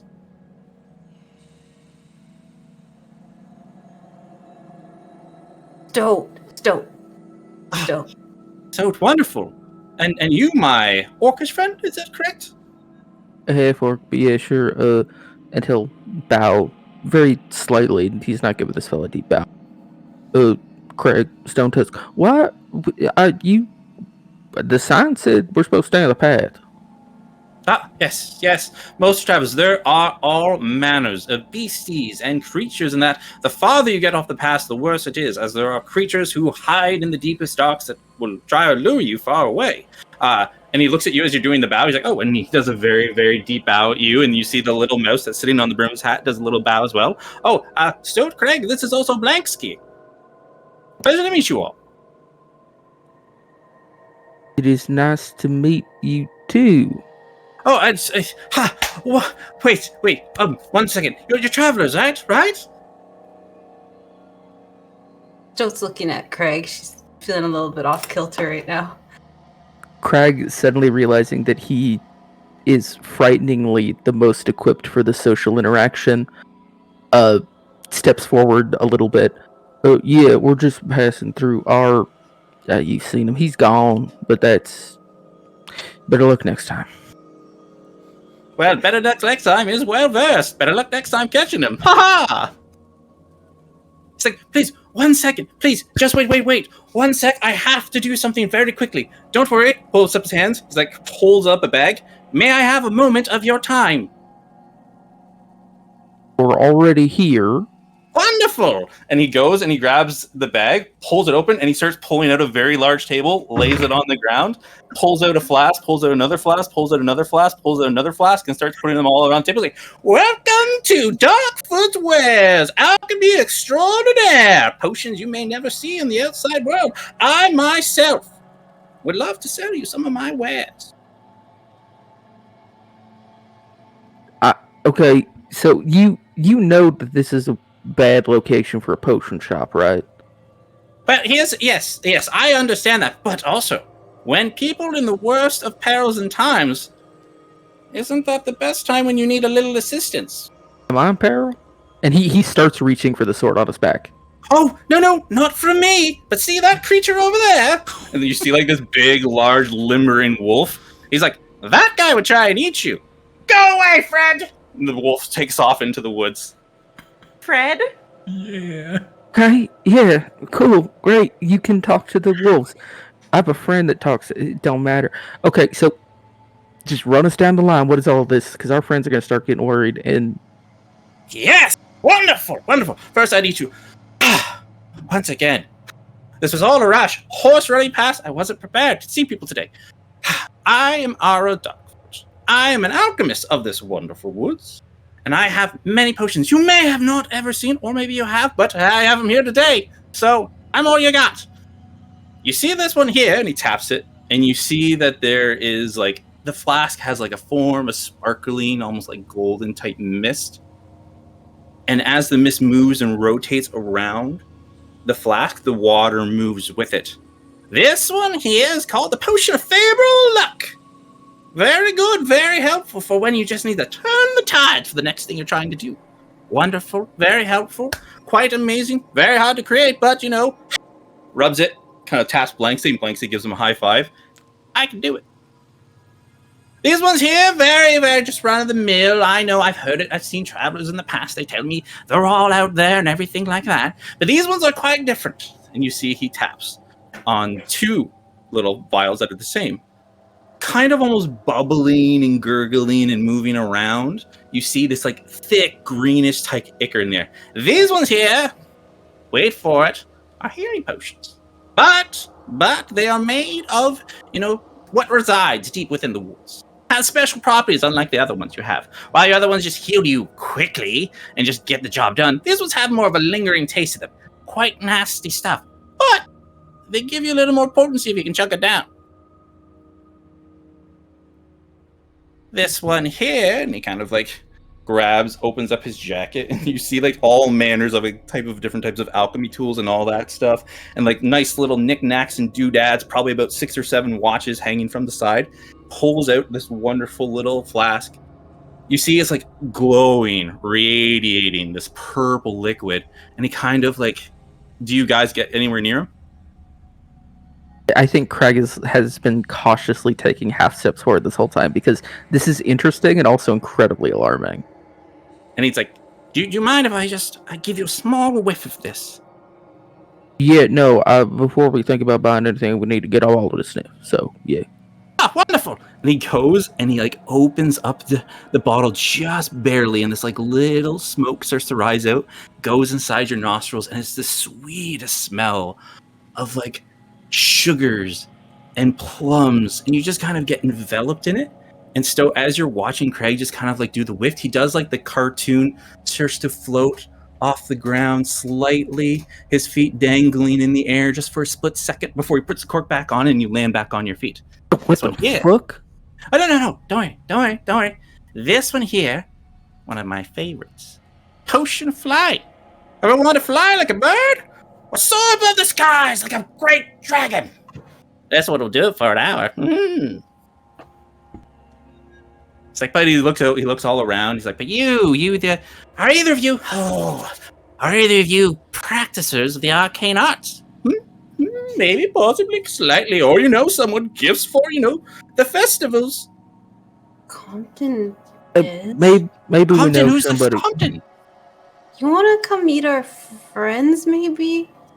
Well, possibly, quietly, frankly, maybe. Why, yes, of course I would. Just let me back up my thing. Well, should we get through the rest of these and we can do business? No, if you're gonna be doing a presentation to anybody, it's gonna be to all of us. Back it up, come on. And he's gonna start walking back. You see, he just like grabs the flask, opens up his bag at the end table, just whoosh, chucks it all in, grabs the other table, and flies it back in the bag. All right, Blankski, we've got customers, and he starts like doing the walk behind you all, and he like does these like weird, almost like jingle jangle. His arms lift up, and his arms lift up as he walks. He's like, walking. Craig is walking fairly quickly, so he can get to them before he does. He's in no rush. He's following behind you. He's not trying to walk faster. Craig is rushing. Okay, yep. Stoat's behind Craig, and she's looking back at him. What are you? Oh, me? Myself? Yeah. Wow. Yeah. I'm a resident of the forest. Of Toulouse and Court? Huh? Toulouse and Court? What is that? Some type of trial? Are you a Are you a criminal? I don't work with criminals. No. I'm a deputy. I'm deputized.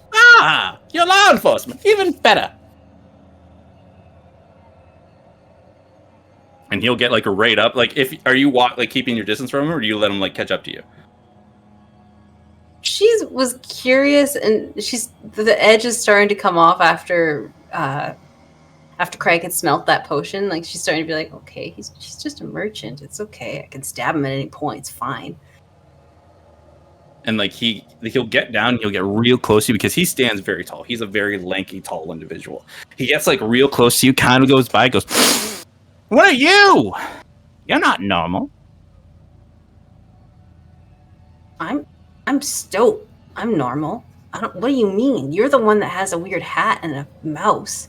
Oh, apologize. I apologize. I did not mean any offense type there, but your friend over there, I understand his smell. Yours not so much, but you're right. You're just a normal individual. She gives herself a smell. I'm not. You ought to get below the mud smell. Kind of like starts walking again. You're weird. I know. He follows you up to the road. So you approach, depending on how quickly you're going, he is in no hurry. He's enjoying Stoat's company, not trying to rush. Craig isn't like sprinting or anything, but he wants to get there before he does. He just walks to the back of the wagon that he assumes they're both still in, and just pokes his head in. Hey, we caught a freak. We didn't catch the horse, so straighten up. He's coming around. What? Fuck. Clamor out the back of the wagon. Tall, green as a mouse. Super unhappy about this. Doesn't fall out of the back of the wagon, but clambers out very quickly.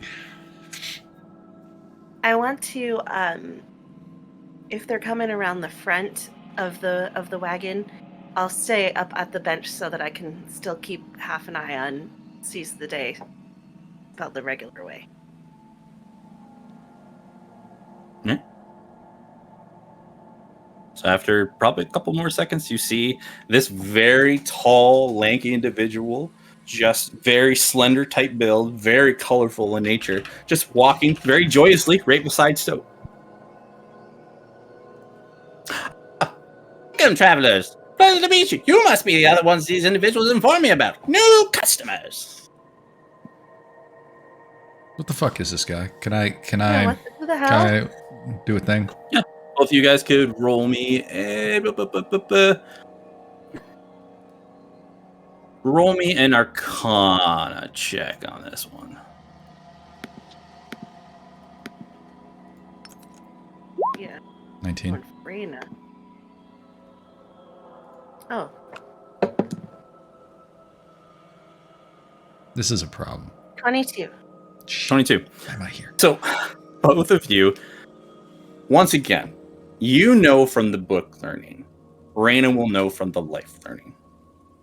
As you're looking, you've heard of individuals who are influenced by other magical effects, beasts, and such, where their blood has been either corrupted or corroded or infused over either lineages, lifetimes, where entities who were born from other creatures long ago have started to adapt and evolve and overwhelm. Though you can't place exactly what this type of creature is, he is definitely a being of the forest. Depending on looking at his skin coloration, everything like that, you've heard of entities known as triads and hags and the such throughout the forest who, though his features don't match what you've seen in books where they're more jagged, monstrous, everything like that, he has a more humanoid form to him.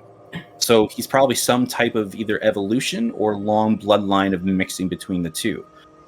Rena, you've met not this type of individual, but in the forest of your home, you've seen individuals like this. Most of them have a very pale white skin.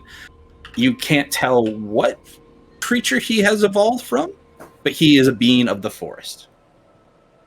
What sort of,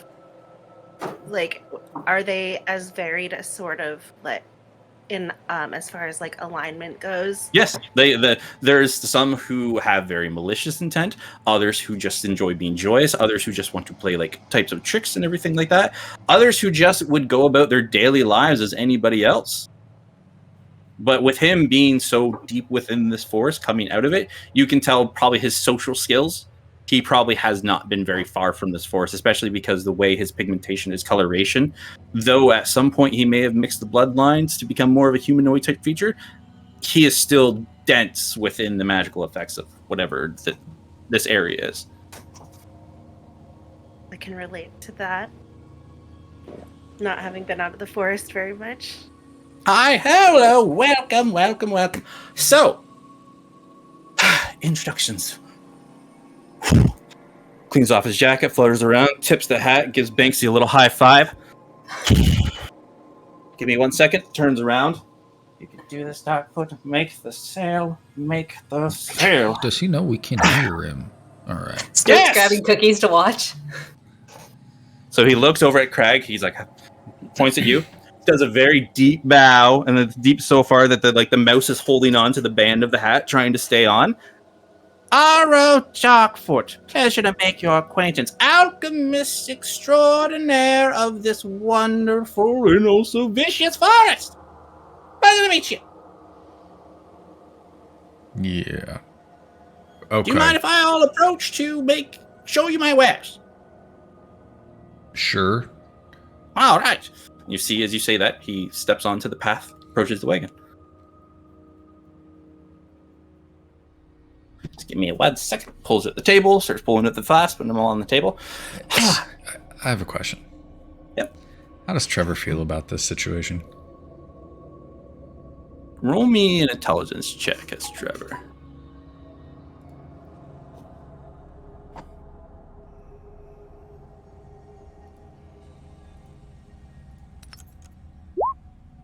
$17. You have like a muddled feeling. You can't recall where the memory is, where it's coming from. This hazy, almost like flashback is like playing around. You're recalling it. And as he does, he remembers he may have met creatures like this in the past. You're a little on edge around this individual. Not like fearful. Yeah. But you're listening very closely to what this individual is doing and saying around you. Okay. Yeah. Right. Darkfoot, you said it was? Arrow Darkfoot. And your name, kind sir? Yeah, my name's Compton. Compton? Wonderful. And you, my blue-haired femme fatale? Raina. Raina. Wonderful, wonderful, wonderful. How far away are you, Raina? I'm up on the bench, so however far away Okay, he is. so you'd be further back.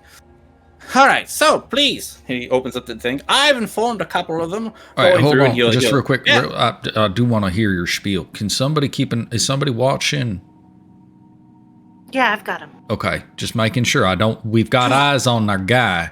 Your wardens. I was informed. Deputies, in fact. Yeah. Do you all need to be here for the presentation? I can make sure that man is guarded like that. No, don't stop. Nope. No, I won't do anything.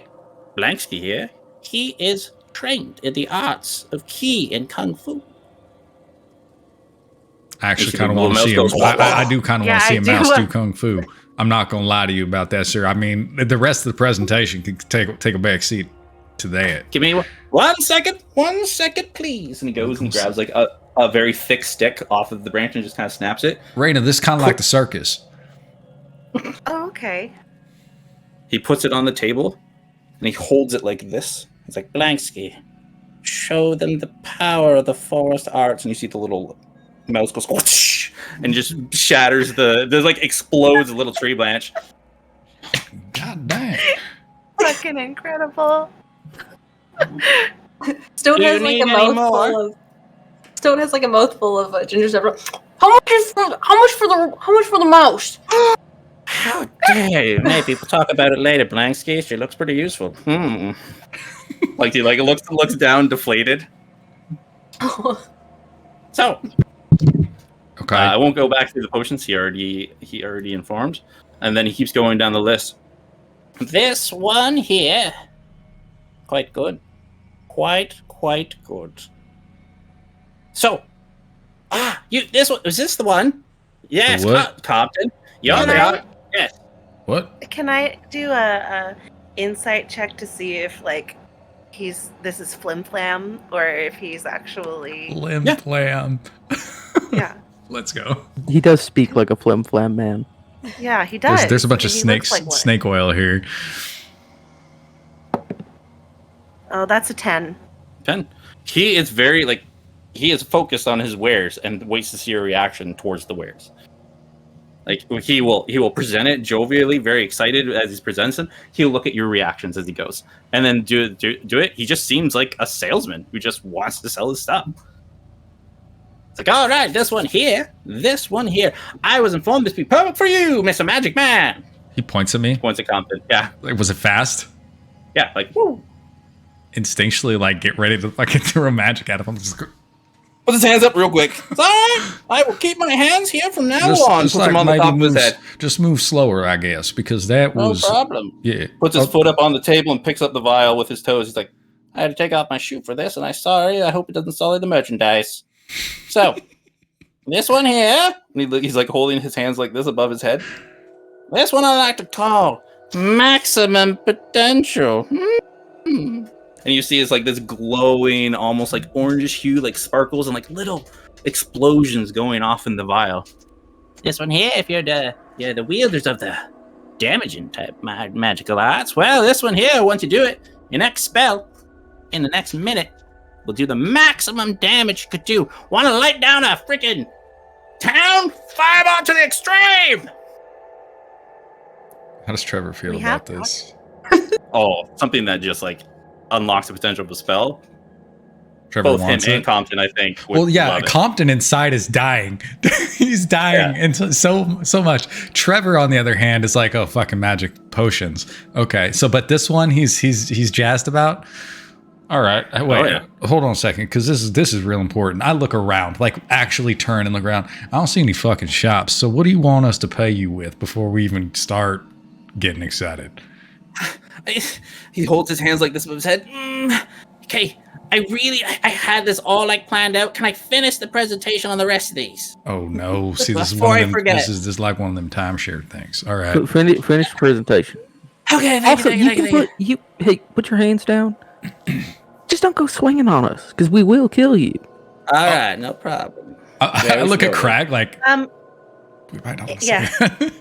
Assuming that everybody else is like watching this man, and aside from keeping like a peripheral eye on Seize the Day, I would like to look specifically like behind where he came out of the forest. Yep. Like just keep an eye to make sure nothing is like this isn't a distraction for something else. No problem. Roll me a perception check.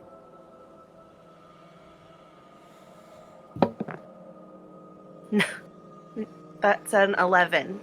He like as soon as you like turn your eyes towards the woods, you see nothing going on, but then all of a sudden he does another like wah, and it keeps distracting you as you're like worried he's going to do something. Yeah. All right, this one here, this one, and you like the one with like this blue vial sparkling on the table was there, then all of a sudden appears from like his hand. Kind of like the little card trick where the card appears. He's like, this one here is the arcane restoration. Only the minor. I wasn't able to find the mushrooms very much within the forest. But this one here, if you're an arcane arts user, you're a little depleted for the day. This one will give you a little kick up, top you up for the rest of the day here. Very useful for those who find themselves in situations or have performance anxiety. And then he goes in and he grabs 2 more vials off the table, holding them like this. These ones here, more mundane, but people quite find them fun. Have you ever wanted to make a friend like Blansky here? Well, look no further. Even though it may take years to train them, teach them the kung fu art, and win their trust and affection. He kind of nuzzles Blansky with the head. This one here will do it by tricking them through magic. And you see he's posting up. He's like, this one's here will cast the spell called Animal Friendship. So remember, kids who can't make friends, force them for the next day. Kind of looks at all of you and points. It's like, and then he looks over and he's like, that's all I have here on there. Now I'm getting back to, and he like points. He's going to point out to Compton. He's like, ooh, reaches up as he moves his hand forward. Well, getting back to the, well, I'm assuming a doubt, gentleman over there. Well, see, here's the thing. I still need money on here. Though you can't see it, the shop that is in the woods further off, we still do deal in gold coins and such. We don't use them in the way that you use them, per se, on there. We use them. Oh, they're more used as in trade. Instead of, like, trade not for goods, only for services. You can't buy another item for someone else with gold. So, you know how you're going to buy this, you're going to give me the gold. I'm going to go deeper in the forest, bury it, and make a wish. Oh, okay. It's like I pay the woods to help me out. I need another. You know how I only have the minor of it? The potion? I can wish for more mushrooms. And the more money I bury, the better my luck is to find it. That's strange. Hey, just wondering. There's a big ass chain that goes around the forest. Mm-hmm. Yes. What's that about? Well, that one there is to protect the forest. Okay, so it's a keep them out kind of deal. Yeah. It let us in though. Huh? You must not be able to touch. Do any of you got demon blood inside you? I don't. And if you're here, you don't. Ah. Okay. Yeah. Okay. So how much gold we talking for this? No problem here. So, going down the line, favorable luck, 700 gold pieces. Fucking hit. The increased potions of healing, 50 gold pieces. The potion of flying, at a steal, 5,000 gold pieces. You're putting this shit in the ground? If you're buying the potion, I would have find as much as I need. My luck will be great for a year. We're going on. Sorry, I get interrupted I get distracted very easily. What's over there? A bear. Is it? I don't know. There's a bear. Is there a bear? He immediately looks. Is there a bear? Yeah, I'm gonna look for. You a bear all look in the too. direction, and you see there's a bear peeking behind the wood. God damn it! I told you I'm doing a business dealing here. I will come play with you later. And shoos the bear away, and you see the bear turns around and walks off back into the woods. I'm sorry, he's so needy ever since his mother left him. Told him you had to move out of the cave. But, growing up, it's a part of life. Yeah. All right, back to business. The one for maximum potential. Looks at Compton. Very, very low price. Very low. 1,400 gold pieces. The potion of arcane restoration. 150 gold pieces. And the one to bend animals to your will, involve friendship. 200 gold pieces. Question about that one. Do they know after the fact that you did that to them? Can they build resentments? Okay, that's a bad one. We don't want that one. Well, now, here's the thing. Do it enough. Might make a real friendship. Oh my Stop God. using it. They could be mad. They call that one, I think. Yeah, that's... What was that? Well, no, so it's like opening discussions. While they're with you, if you're real cool about it, they might like it. That's how I met Blanksy here. You coerce this mouse into friendship. At the beginning, yeah, he wouldn't even come near me. He was a very stuck-up mouse when I first met him. Oh, live in this big hole. Look at all my mushrooms I have. You can't have any. Drugged them. Potioned them. And then after about a day, he thought I was cool. Gave him so much real nice stuff. Ain't that right, Blanksy? You see Blanksy get double thumbs up. I can't lie about this. The mouse thing is real cool. I think it's the way it started is definitely wrong. I don't like that, but the outcome is something I desire. So, Blanksy, you're distracting them. I'm trying to do business here. All right, everybody. Takes Blanksy, puts him back in the jacket. You see Blanksy kind of peers up just barely above where the jacket is, kind of showing you his face. Now, some of you, I'm sorry, I'm not really good at reading faces. Anybody, you interested in any of these?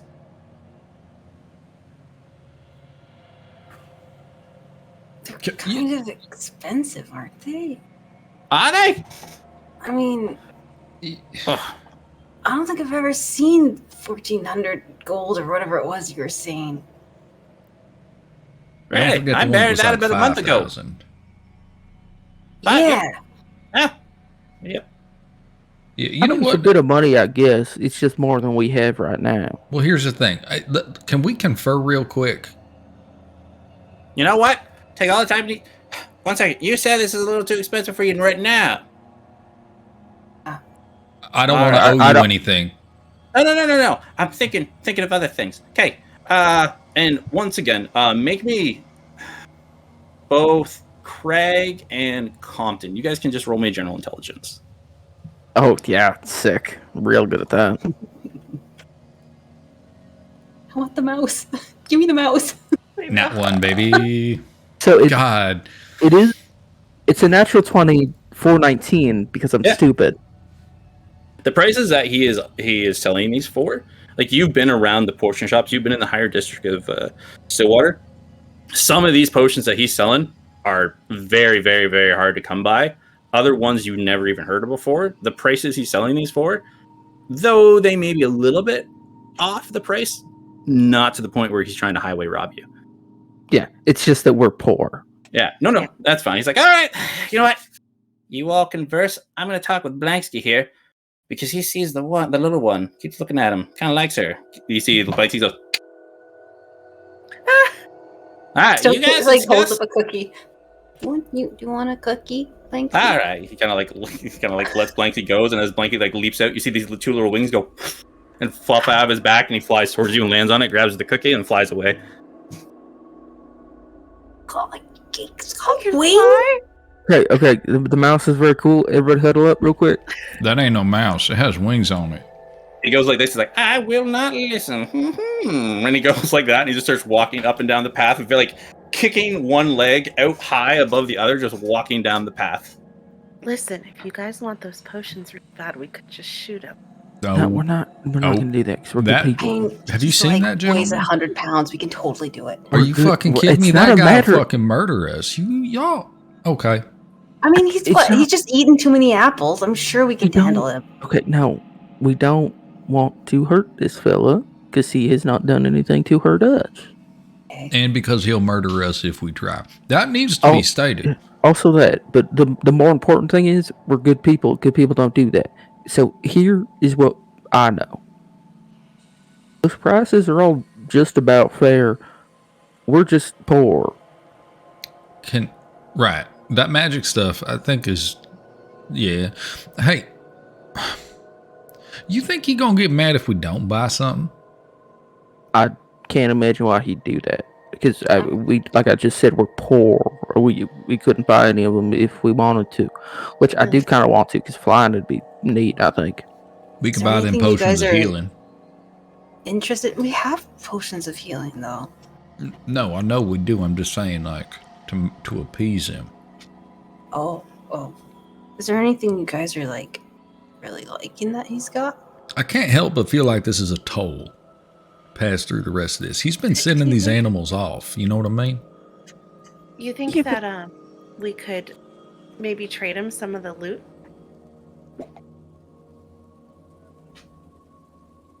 Is anybody keeping an eye on him, or you guys like focused on your huddle? Craig's I'd fully be focused looking on the out huddle. after him. Stoat's like looking back and forth, more so just to see what the mouse is doing.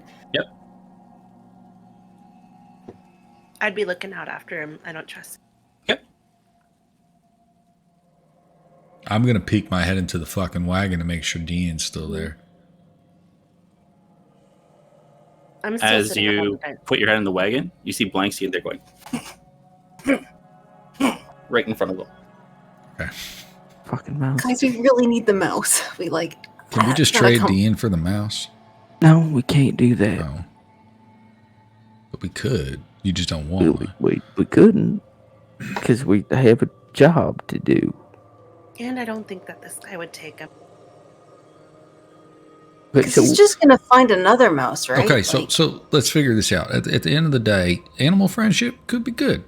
Don't think we need it. We don't need healing potions, and then we've run the list of things we can afford. So, do we want to buy something just to make this gentleman happy and not piss him off and deal with him later in the woods, or do we just say no and hope that he takes that politely? he seems like a reasonable fella to me. If we just tell him no, I think he'll get it. And as you say that, you see his face right beside Stoat's. Yeah, I'm not mad. And like as you're like Raina, you were looking back and like looking at him. All of a sudden, you look. He passes a tree, and you swear you looked like 2 seconds ago. And all of a sudden, he's right beside Stoat's face. I wouldn't be upset. Not at all. You guys get real close when you huddle. I like it. Sorry, didn't mean to bother you. Walks away and starts doing like the really long kick walk How right back far down. away was? How Uh, far away was that? About 60 feet. Stout 60 feet from me. No, No. he was 60 feet from your huddle when you looked back how like 2 far seconds is- ago. Oh, probably only like you guys are all huddled together, right? So no more than 5 feet. If that happened as soon as he started talking, I would bop him on the head with my. Bonk. Okay. Yeah, roll me an attack. Binksy's gonna murder the party with his fucking chi. kung fu mouse is gonna come at us. Look out, Compton. Protect him. 23. 23. As you like swing out, you bop him. He goes, "Oh, rough!" And he walks off. Sorry, Okay, you scared me. Didn't sneak up on us. Sorry, I got lonely. He keeps walking off. Okay, we should just tell him we're not in the go. This is Yeah, I don't like this. Yeah, let's just leave. I mean, we can always just say he can hang out. He seems like a delight. He started as a delight, but he's kind of shifted to scary. So, look, okay, but now you're just putting on labels on something you don't understand. Hey, Darkfoot. He's like waving his hands down the path, looking at you all. What are you doing? I was trying to get your attention because I've been thinking, and I had a thought. Did it I'd hurt? like to hear it. Yeah. That's what. Let's just say I won't do much more of it later today. All right. So, as any good businessman does, I was eavesdropping on your conversation for a little short while there. Oh, we couldn't tell. I'm so good at it. What can I say? Learned the business trade from my dad. Alrighty, so here's the thing. Y'all don't have enough money, you said, for the potions or anything like that. For Sure. some of them, maybe, yeah, that's fine.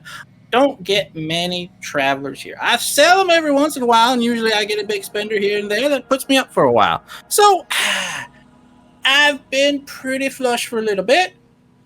Now, do any of these here, any of them at all, catch your attention just ooh, wahs and wondrous? Of course, the most expensive one did, but it's dope. Oh, the potion of flying! He looks over at Craig. You like that one, didn't you? Flying would be neat, but I don't think it's the most useful. Is the trouble? The one that makes stuff hurt a lot. That one seems neat. Useful and fun. Why would you go for useful when you can have fun? And you got like little fireworks go pew off in the distance. Look, Sometimes useful is fun. you're telling me we can't keep him? Look at that. I'm not Okay, telling you distracted. anything. So here's the thing. Whoever speaks up first is going to get first dibs. If you could have any one of these potions, which one would you take? Here we go. With the big boom one. Big boom. Sold to the Craig man. Now, Wait, hold on a second. Sold with for what? No, not sold in here, but that's the one that's been chosen for the deal of a lifetime. You see here? Gonna be honest. It's a little lonely out here in the woods. Some may say you may go a little bit crazy. Couldn't Not tell. me, of course. I'm perfectly safe. But Absolutely. see Binsky over there? Yeah, he sees looks like ghosts. he's missing. Yeah, he's missing. Wait, What? he sees ghosts? He sees ghosts, Blanksky. Comes in, cuddles in my bed all the time. He's just like, I see a ghost. And I go, Blanksky, shut up. So, Why? You're not a good friend to your Does friend. he see folks ghosts or mouse ghosts? folk ghosts. They go, do, do, That's- do, do, do, do, do, boom, boom, boom, boom, boom. It's crazy. Like I got playing the rib cages like xylophones. Guys, I need the Huh? mouse. No, they play banjos. All Oh right, shit! All right. terrifying. Real down home ghosts. So here's the thing. I don't get many visitors, as you may have told. And he kind of like grabs his hair and just combs it back, takes off the head, Takes off his the hat, head? combs it. No, it's his hat, combs back his hair again, and puts the hat back on. And here's the thing. Those that I do get, such as yourselves, they're always interested in my wares, always wanting to buy from me. But here is the thing.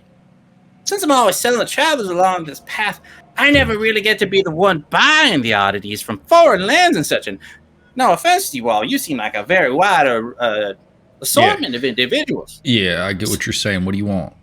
So I want to make you a deal. How about this, okay? That's We're going to switch excitement. places. Okay. You sell me something, and I can buy it with one of my potions. All right. Then it'll be like, I'm you and you're me. Yeah. Wait, huddle. Come back, guys. Huddle. Well, can I tell you? I don't think we need to because he's just been listening the whole time. Yeah, I so think you we might as just well talk. just say it.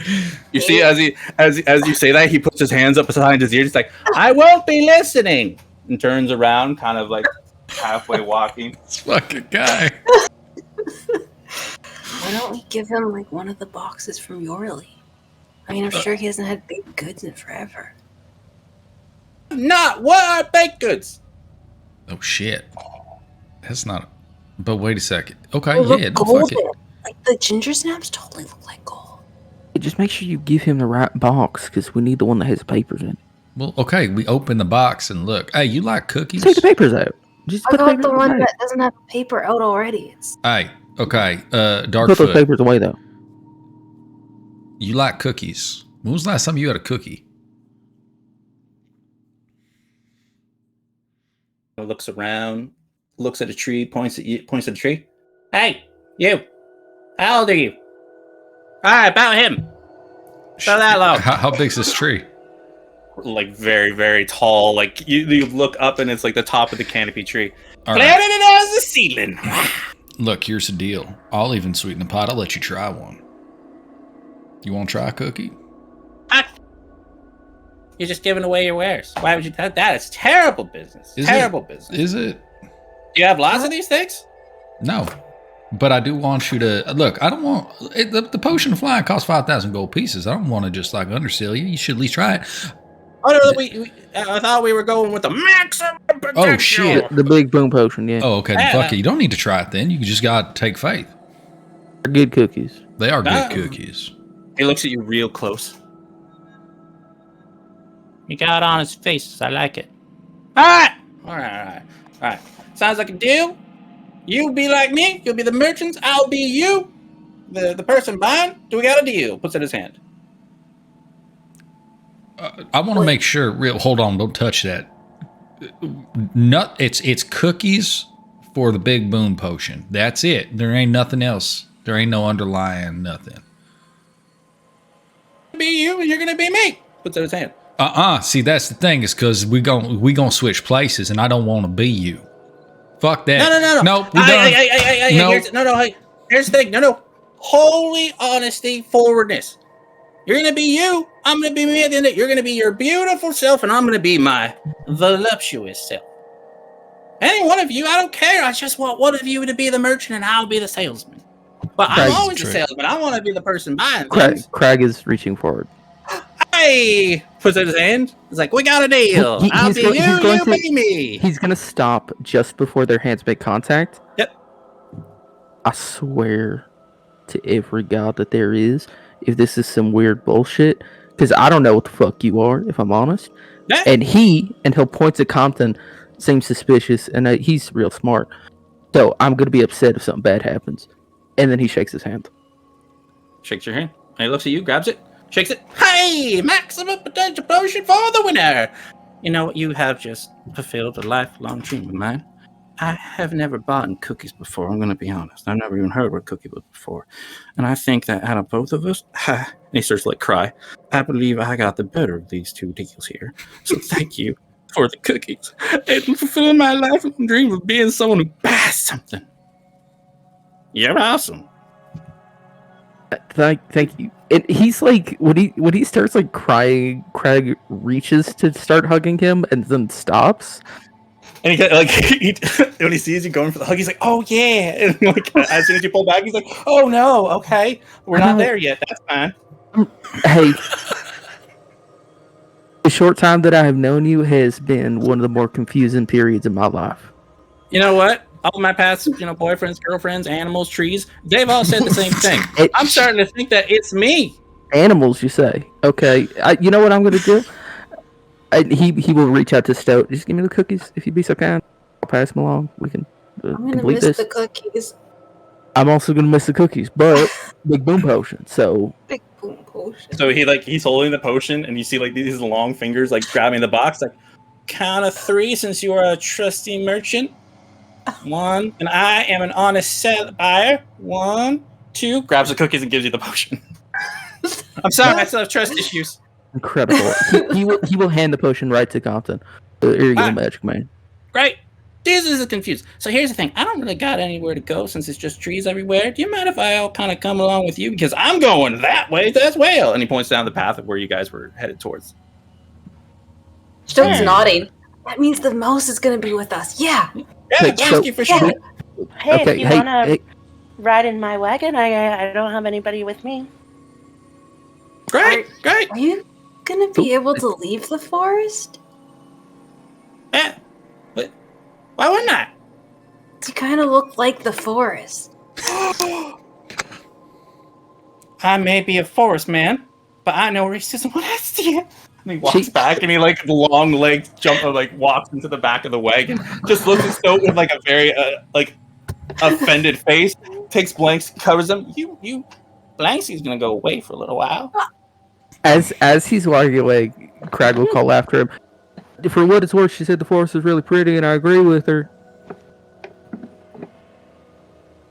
I It is can't beautiful say that. here. All right, so he goes and like his long, slender form. He sits like in the wagon, holding his knees, and his knees are like up to his chin. He's kind of like sitting there, all like he can't stop moving. All right, do you guys head back out?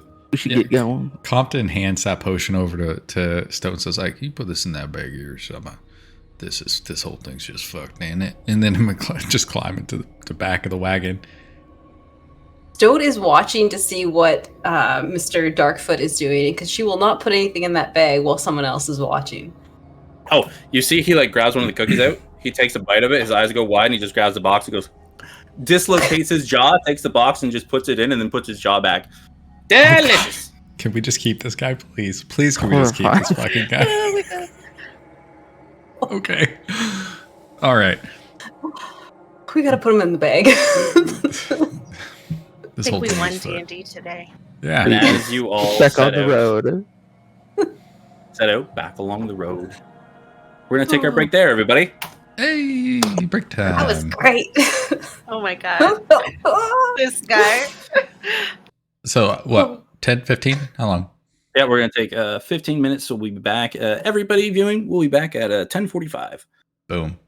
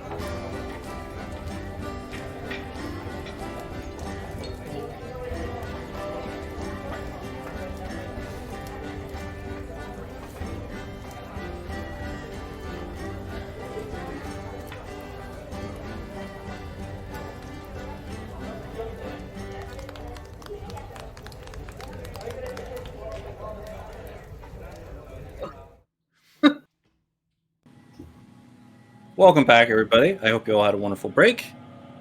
So, we find ourselves once again back in the Four-Wind Forest. You've all had some oddities happen along the way. You still follow the path as you're all driving along the carts, heading deeper and deeper into the woods. The luminescent beetles coming to life as you get closer to them, traveling deeper down into the woods. What is everybody doing?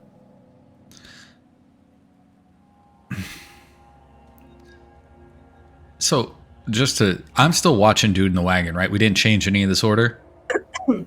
No, because of the new passenger, nothing got changed. Yeah. Unless you want to come ride in my wagon again. Or unless you want to swap with Crag. Sit up front. I think perception is still necessary. I don't know. I feel like having homeboy with us. I'm going to do this conversation again. Hey, I know you're sitting up front, but do you think maybe since we got Arrow, is it Arrow or Aro? You know what I'm saying. If he's with us, you think we're probably okay then?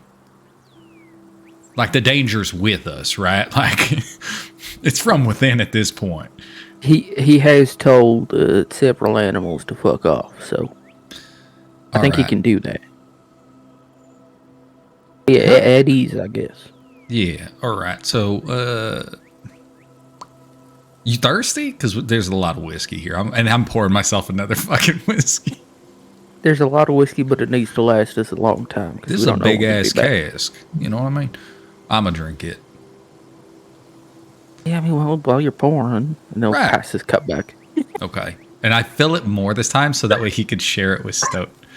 Right? Because it's like, they gotta fucking share. Oh shit, you know what? I don't think we ever asked. Hey, fuck, we're moving? You gotta piss, man? Taps once on his knee. God damn it. Okay, if you end up having to drop a deuce, it ain't gonna be me to wipe you. Shit. You got that magic business, don't you? I do, but I mean, it's a lot of work to just, magic some piss off somebody.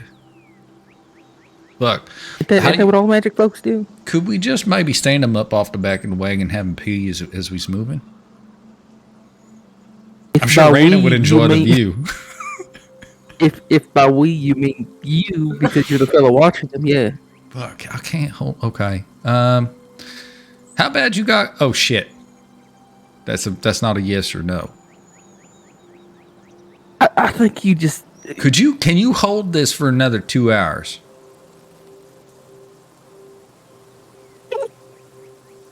Do you know what a bladder infection is? He hesitates and then he taps twice.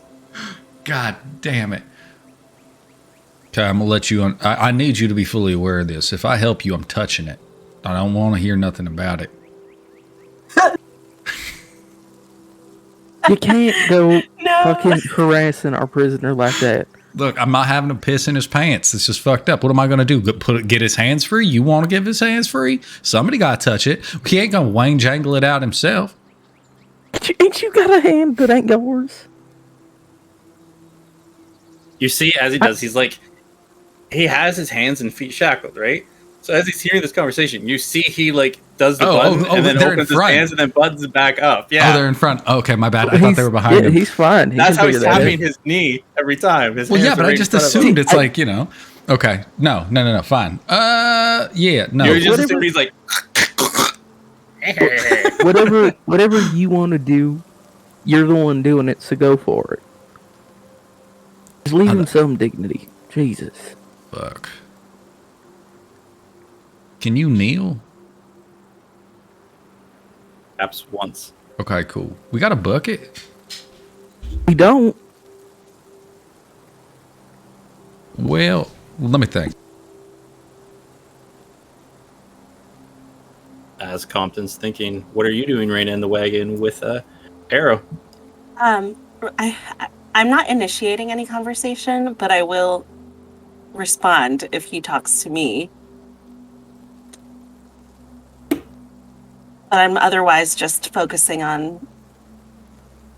I mean, I'm not driving, but I'm focusing on the with forest. Your passive perception, You can tell he's sitting very close behind you. Like you can see his knees just out of your peripheral vision, and like his very long, slender fingers on top of his knees. And at one point, you see he like reaches. You hear, and you see the big box of cookies gets pulled out. Better the second time, and then puts the box back in his mouth, and then shuts his jaw again. So, what you doing in the woods? Where you going? What you seeing? Where are we going? Where are we going? We're headed up. We're headed up to Shaw Garden. Never heard of it. Please tell me more. It's so I haven't gotten out much in my time, but it's Me neither. It's a big city. Wonderful. What might be there? I don't know, and all sorts of things. My companions have been telling me a lot about circuses. This is so personal. And he like crawls over and like sits right beside you. Hi, sorry, just wanted to get close. It's been a while since I've seen people. How are you? So this wagon is small, right? So yeah, he's like squished right up next to me. Yeah, he's like right beside you. Rita's gonna scoot I'm gonna scoot as far as I can to like the other side of the bench and be like, that's fine. Yeah. So all sorts of things. My friends have been telling me a lot about circuses, and I'm curious about them. So maybe we'll see one there. Oh, we got circuses here. You've never been to a circus? Wonderful. No, I've never been. They don't have circuses out from where I am. Oh, that's terrible. You enslave animals to do parlor tricks for other people so they can laugh. Sometimes you make them dance. They get sad about it. Sounds terrible. It is, but it puts other people's faces on. It's kind of like a weird torture for animals, and then people laugh and point. It's Why wonderful. would they do that? I don't know. People love misery. It's a great time. And he puts his feet up, and his feet, like, they're like on an invisible bench just floating in the air. Well, you are a unique individual. I know. Compton, what are you doing? All right. So, look, I'm going to try to help you out with this as much as I can, because I'm not going to put you in a position where you piss yourself, right? So here we go. I'm gonna like put my arm under him a little bit and try to get him up into a kneeling position. Easy enough. You just kind of like tilt him forward on his knees. Yep. Okay, cool. All right. You steady like that? He just undoes his pants and you're just sitting there. No, not yet. Like, I got to get you to the edge. All right. Okay, so if you're steady like that, let's just scooch on to the edge back here. Okay. Are you really doing it right towards us? Hell yeah. Look, the horses do it. The horses do it all the fucking time. Yeah. Takes the gold coin and throws it off the wagon. Miss Raina, avert your eyes if you want. This man has to piss. So... Nothing I haven't seen before, but okay. I'm just letting you know. Okay, once we're off... you've never seen the circus? It's kind of like it. People just piss in the circus? All the time. That's interesting. These people told me I would like it. I don't know. Piss play. People are weird. Yeah, I get everyone to each their own. We don't yuck yums. Are you done yet? Is this guy pissing off the back of the wagon? He's pissing off the back, and then when he's done, he just puts his pants back together. Okay, cool. All right. Okay. The color wasn't healthy. We need to get you some more water. So as you all travel, Craig and Stoke, what are you doing at the front of the wagon? Keeping my eyes straight forward. Stoat is very I get any of that tomfoolery. She's trying to drive the cart, but she's like, she can't help but look back at this weird Mr. Darkfoot and the mouse. Like wherever the mouse is, if the mouse is still with the passenger or the prisoner, she's just like looking over her shoulder at it. As you like look over, you see Blanksy looks at you, stares at you, waves at you, and then looks back at the prisoner. So looks back forward, looks back behind it, waves at it. Yep. So you'll travel for a while. After a while, Raina, you're sitting there talking to Arrow Darkfoot. He's just leaning up, arms behind his head, legs out.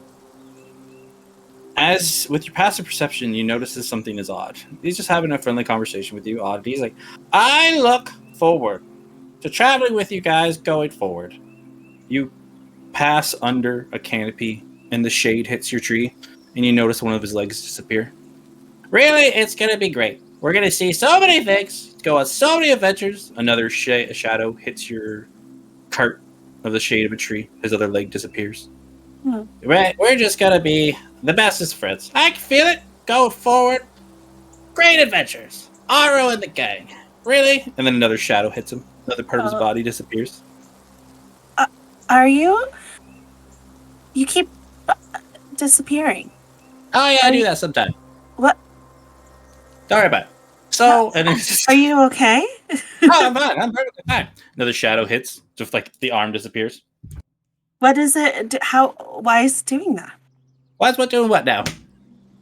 Why do parts of you disappear? He looks at his legs like, oh my god, they're gone! Just kidding. It happens. And as another shadow hits, you see his body just fully disappears, except for his eyes and his smile looking at you. It's like the Cheshire Cat from Alice in Wonderland. He just looks at you and does a big smile. He's like, great big things I see for us. And then the face disappears completely.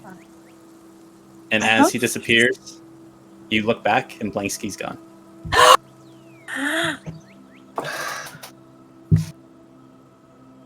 Highway robbery! Is anything else gone? You guys can look around. I'm gonna start looking around wherever that fucking mouse was. I'll look backwards to the rest of the wagon, I guess. Don't stopping. You still got that potion? You guys stop? I gave it to Stoat. Stoat had it. Is he gone too, or just the mouse? No, both are gone. He disappeared. He did the Cheshire Cat face, said that phrase, What and the then fuck? the face He's disappeared. gone. Okay, Raina's gonna shout up front, like, "Hey, he disappeared! The mouse appeared! Fuck. Okay. The mouse is gone too?" No, but do we have the potion? Craig made a good point. Is a potion there? So it's looking for the potion You in pull the it out. bag. Yep, you call for it. It comes out of the bag. Potion's still here. Okay. Fuck I this think shit. we can all agree this is for the best. Yeah, can we just keep going? We just gotta. Who Can we get the knows? fuck? How much Our do we shit is have? still here. We gotta go. I don't want to be in this forest no more. Yeah. How much? Nancy! How long is it going? Do we have to fucking sleep in this place? Let's just keep going and see what happens. See That's where we not an end up, answer fuck it. though. How long? We don't know. We'll see Fuck. where we end up. Okay. So it starts calling out for Darkfoot. No, Stoat. We just gotta fucking go. What do you say, Stoat? Arrow! Darkfoot! Arrow, where are you? Banksy? Banksy? You hear an echo in the woods. No one's here! No one's here! No one's here! Bitch. I think that's a solid answer. We go. Yeah, and I mean that's not a good way to make friends. Just call them He don't bitches. want to see us, obviously. What about mouse? The mouse stays with him, That's his obviously. mouse. So I can assume the mouse don't want to see us either. Also, I'll buy that a mouse potion. has- Maybe we can find you your own mouse. Maybe we can find a mouse that does better things than that one. Yeah, maybe a mouse that don't have wings, because that's a problem. No, that was cool. I mean, it's cool and all, but also, what the fuck, right? We can work on finding a mouse. We're gonna find a mouse Yeah. in civilization, though, not in this freaky fucking forest. Oh, we don't want a city mouse. Yeah, that's I a would rat. prefer that That's to a a good freaky one. fucking forest, man. I'm a for it. Can we go? Yeah, Those are noble creatures. yeah. That's the Yeah, word you're looking we for. should go though, because sitting still here ain't great. He'll come back if he wants to come back. He knows where we are. Look, I'm gonna side with Craig on this one, mostly because Craig's usually right in second, because that motherfucker gonna be wherever he chooses. We ain't getting rid of him. He got rid of us. Let's just go. Let's go. As you So- push forward. Yep, sorry. So, So it just looks around, just looks straight at Craig. Just, but he was gonna let me keep the mouse. He was never gonna do that. Oh! Starts going again. As You you would look start- good with a mouse, though, just so you know.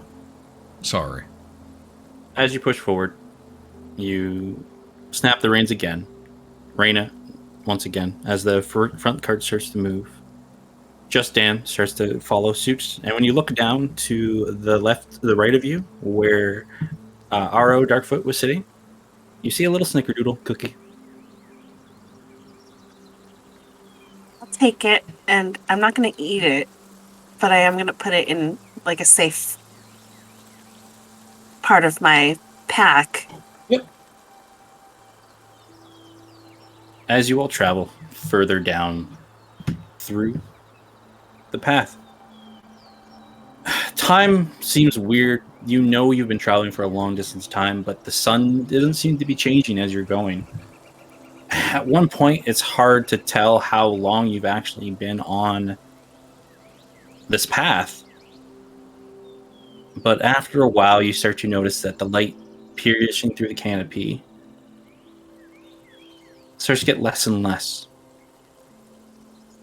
And as the light of the day begins to fade and the cool night air begins to hit your bones, you see off in the distance,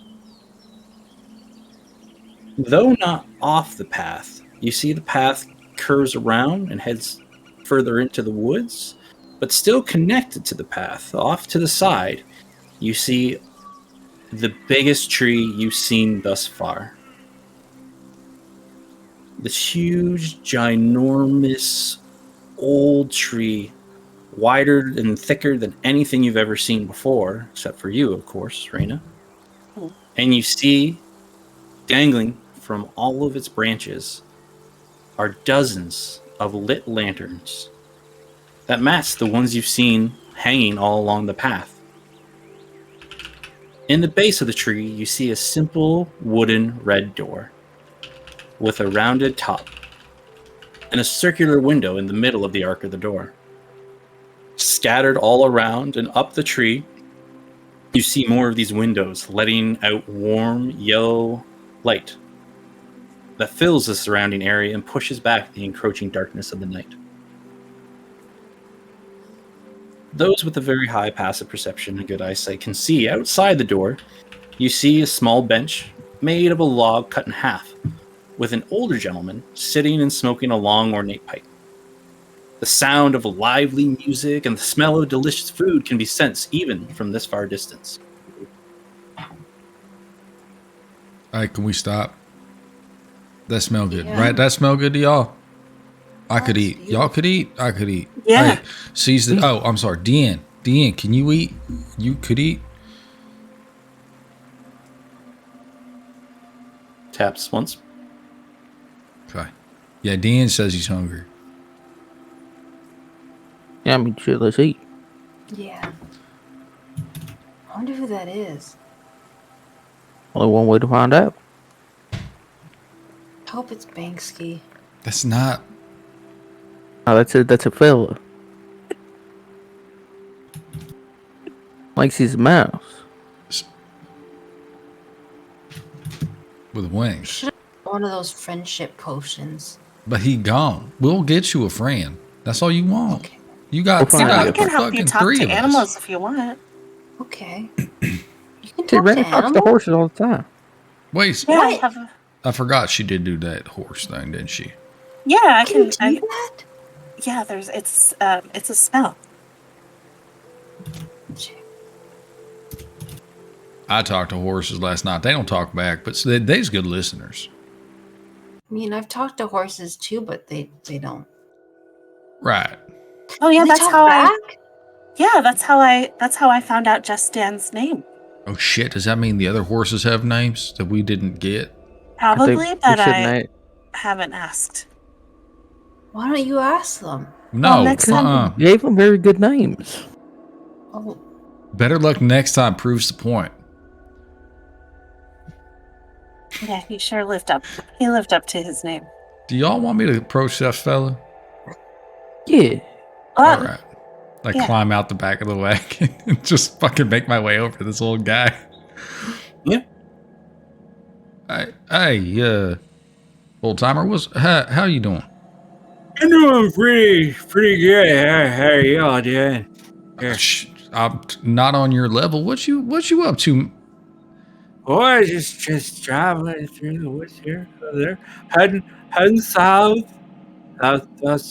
Yeah. I'm gonna take a decent look at this dude. Does he look like he's been here a while? You can roll me an insight check. Okay. Inside it is. Let's go, y'all.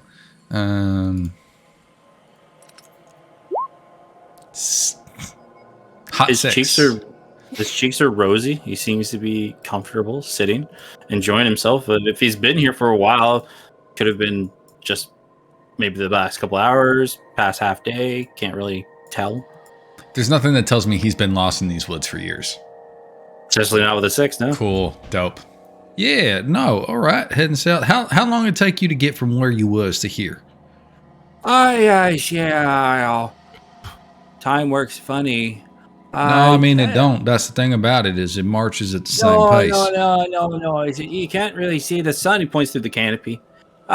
So I guess I started early morning when I entered the side of the woods, and then it started to get about night now. So about a day, half a day, Oh, 3/4 of a day.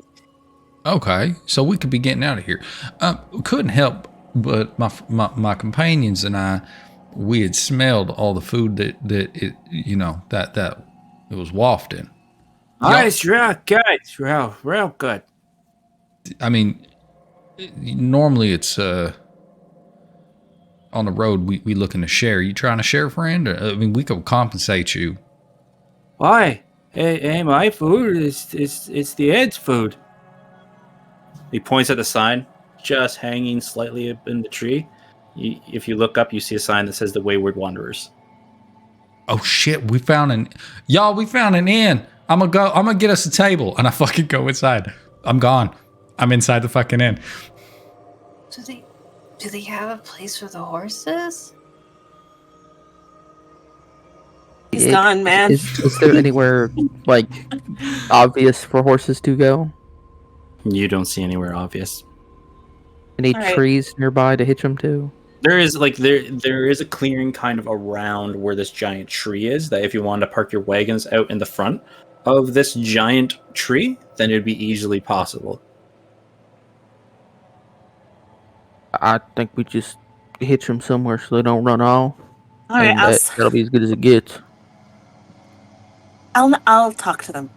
Yeah, y'all are good with the horses. I'm gonna go make sure he don't get into no trouble. And Craig's gonna jump off the wagon and follow Compton in. Wait, what about seize the day? Drag him in. Staying with you. So, I'll cast speak with animals again. It Yep. seems to be coming to the end of the day, so I can use that another spell slot. Okay. Just stand. This has been a good day of travel. If you could just stay around this big tree here, we'll start again in the morning. Is that cool? Yes, this is cool. As you- it has become night. Yes. Is that okay, though? Yeah. Can we Great. all have another apple? Oh, of course. And I'll give him another slice of apple. No fucking magic apple, fire breathing apple. Who are you all feeding them in order? I'm just talking to Just Dan right now, so I was only going to give one to Just Dan. Okay.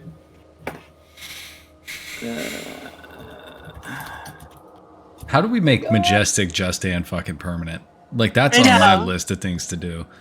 We're gonna give him like a dye job in town. Yeah. Dye your horse. Pick your horse. Yeah. So as you give the apple to Justin, you see that his hooves start to glow with a wonderful radiance. Oh, Just Dan, look at your hooves. They're amazing. He kicks the ground, and as he kicks the ground, a radiant light explodes from his hooves and shatters the ground underneath. Oh, Uh-oh. incredible.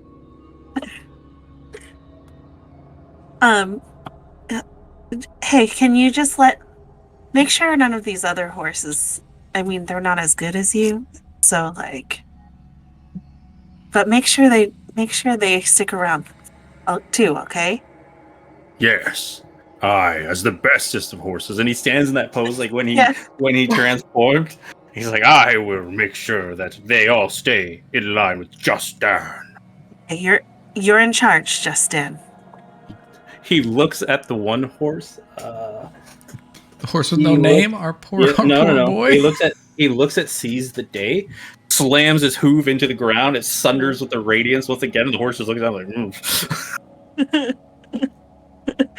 yeah. All right, Stout. Come on, let's bring seize the day spelled the right way. But don't we need to tie up the horses?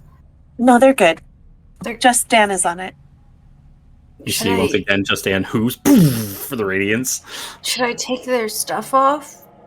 Yeah, just Dan. You'll be more comfortable without all of your gear on, your bridle and whatnot, right? Yes, free.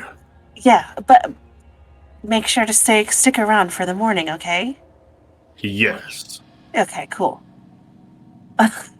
Where should I feed them? Like just here on the road? Yeah. Okay. So just tends the horses quickly, taking the stuff off and feeding them. All right. Easy enough.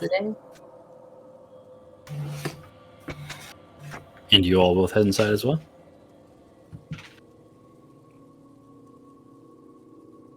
Yeah, well, we're going to bring... Yep. Yeah. So, Compton and Craig.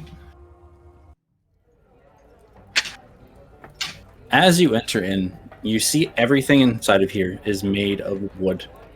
There are... The tree, I cannot understand how large this tree was. And you start to see these wooden staircases going in every odd direction, branching off. Some like rotate going upside down and just spiral straight up vertically. That the stairs are actually sideways. And you see a man walking up the stairs just horizontally up farther into the tree. And you see a bunch of different doors in different directions higher up. But on the main level, you see that there are probably at least 10 to 12 people inside of here, all jovially laughing, having a great time. You see in the corner, there's these instruments that are just playing themselves, floating in the air. And you see at the center of it, a guy is just walking around. And at first it throws you guys off because his features are very goblin-like. He has the... Let me grab up. You see that he has like the long snouted pointing, the long orny ears, the very scrawny type lanky build on here. But the weird part is he's as tall as Compton. And as you all approach in, everybody pays no mind, having a great time. But as he walks up, you'll see this gentleman approach you in a very nice tailored, like, just not overly fantastic, but the nice blue buttoned up sweater with a lowered with like a little shirt that almost is like an undershirt with the vest on.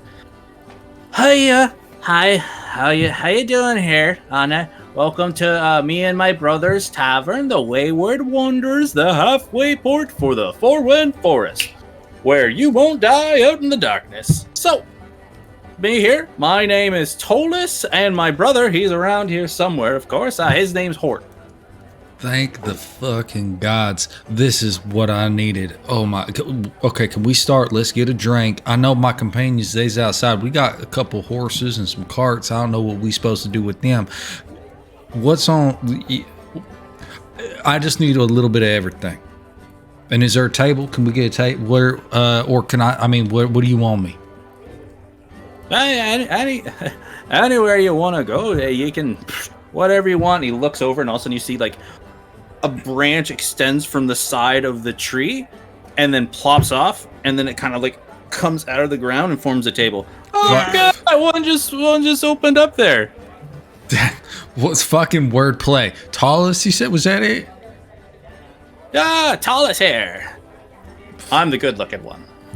Could tell, obviously. It couldn't be otherwise. Okay, I'm gonna just sit down. Do I need to order? Where's the bar? Where do I order at? Do I just talk to you? I'm a little overwhelmed. I can't lie to you. Oh, I'm the one who figures out rooms. That's my brother Hort who takes care of that. I can go get Hort if you'd like. I can go to him. Oh, I'll go get him. And then you see he takes off. He walks away from you all. He disappears behind like one of the outcroppings from from it, and then all of a sudden he walks out, and you see that a man who somewhat looks the same, but now he's wearing a blue shirt, but then a main white type shirt with a big vest on. A little bit different features, has like a little acne marks kind of everywhere as he walks up to you. Hey there, my name's Hort. I hear you're looking for food and drink. Okay, this is meta for a second. Same fucking dude. I'm calling it today. Okay, back in. Yeah, no, absolutely. Can I please get whatever the fuck it is? What's your specialty? Like 4 of those. 8 of them? Do you think Cease Today's gonna want to drink? I assume Craig's come up at this point. Okay, so not 8, 5 or whatever, and 5 drinks. 5 or whatever. Can't do that. Are you gonna go need rooms? I'll go get my brother Tallus. Walks away. Fuck. Comp 4 like physically just turns and says, "That's the same fucking guy." Just watch. I mean, you know how twins are. Nah. Okay. I don't. But this is fine. They look like the same person. That's kind of the whole thing. Yeah, but why they keep? Okay. That's fine. I mean, if it is the same person, that's a good bit.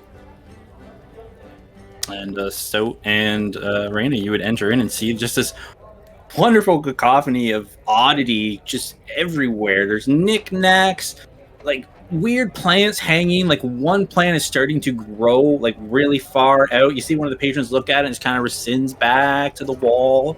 And after like a couple of seconds, you see Tallus comes back around the corner from where Hort disappeared.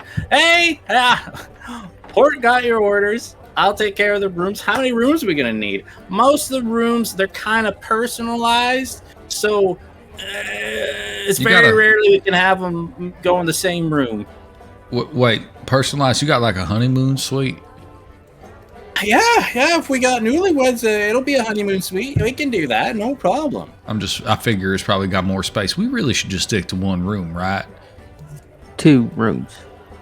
2 rooms. Okay, very important. Who's going to be staying in which rooms? I gotta look at you. Does Stoat and Raina have come in at this point, right? Yep. So me and he points at the end. We're in one room. Okay. Yeah, then it's me and the ladies. Should we be a little worried here? Me and my brother, we tried running up the standing in. No, we and we want to make sure that you aren't all harboring. We got marks. We got marks. Hey, it's in the box. You get them the medals out of the bag. Just one of them. Okay, Stoat turns around from Tallus and reaches into her into the pouch in her shirt, pulls it out. Here, toss that here. Okay. Thank you. And he will just affix it to his left shoulder. Yeah, we got marked. It's sanctioned. It's okay. Looks at you all. Looks at the symbol. Oh, you're all those Bordanis type people. No, affiliated. It's affiliated. Business. Yeah. No, that's fine. We don't follow that here. So if you could just shackle that, if you could just shackle that guy, like just while he's here, but we can make sure he doesn't, like, is he not allowed to leave with you all? So here's the deal He's about not that. allowed to use his hands, Or his speak, mouth. or see. He's barely allowed to hear. You got a bag we could put He's on a his very head? dangerous man. Oh, I don't know about the seeing, but we can take care of the hearing and the speaking. We can't put a bag on his head. Could, I guess. Kind of inhumane. Could we keep the blindfold? I promise you this, and he'll point back to him. This is the humane alternative. Roll me a persuasion check with advantage, because you guys are kind of working together. Who? You, Craig. Oh God! Fuck. I figured it was you. See, I also figured that. I was hoping it wasn't me. Persuasion. It's a +2, so like it couldn't be bad. It could be bad. It could be worse though. It's a 17. There we That's go. not bad. Hort's not gonna be happy about it, but I'll smooth it over with him. Just don't do anything like rough him up or anything like that in sight of Hort. Hort, he was captured once. You know, they treat him like a goblin, and we don't like that stuff around here. What, was it the Church of Bardanus? Oh no, not them. We don't meet many Bordanians around here, as we like to call them, the big old boards. Shit! Can we keep that one? The big old boards? I'm gonna keep that one. I don't think they'd like that one. They're real boring. About all preachy and law and just that. Most of them church folk is like that, ain't they? Hey, Yeah, real quick, are. Right. I look at Craig and I'm like, yeah, I know. So hey, I promise we ain't done nothing. Hey, Deanne. He does tap 1 for yes, 2 for no. Have we been pretty good with you since you've been captured?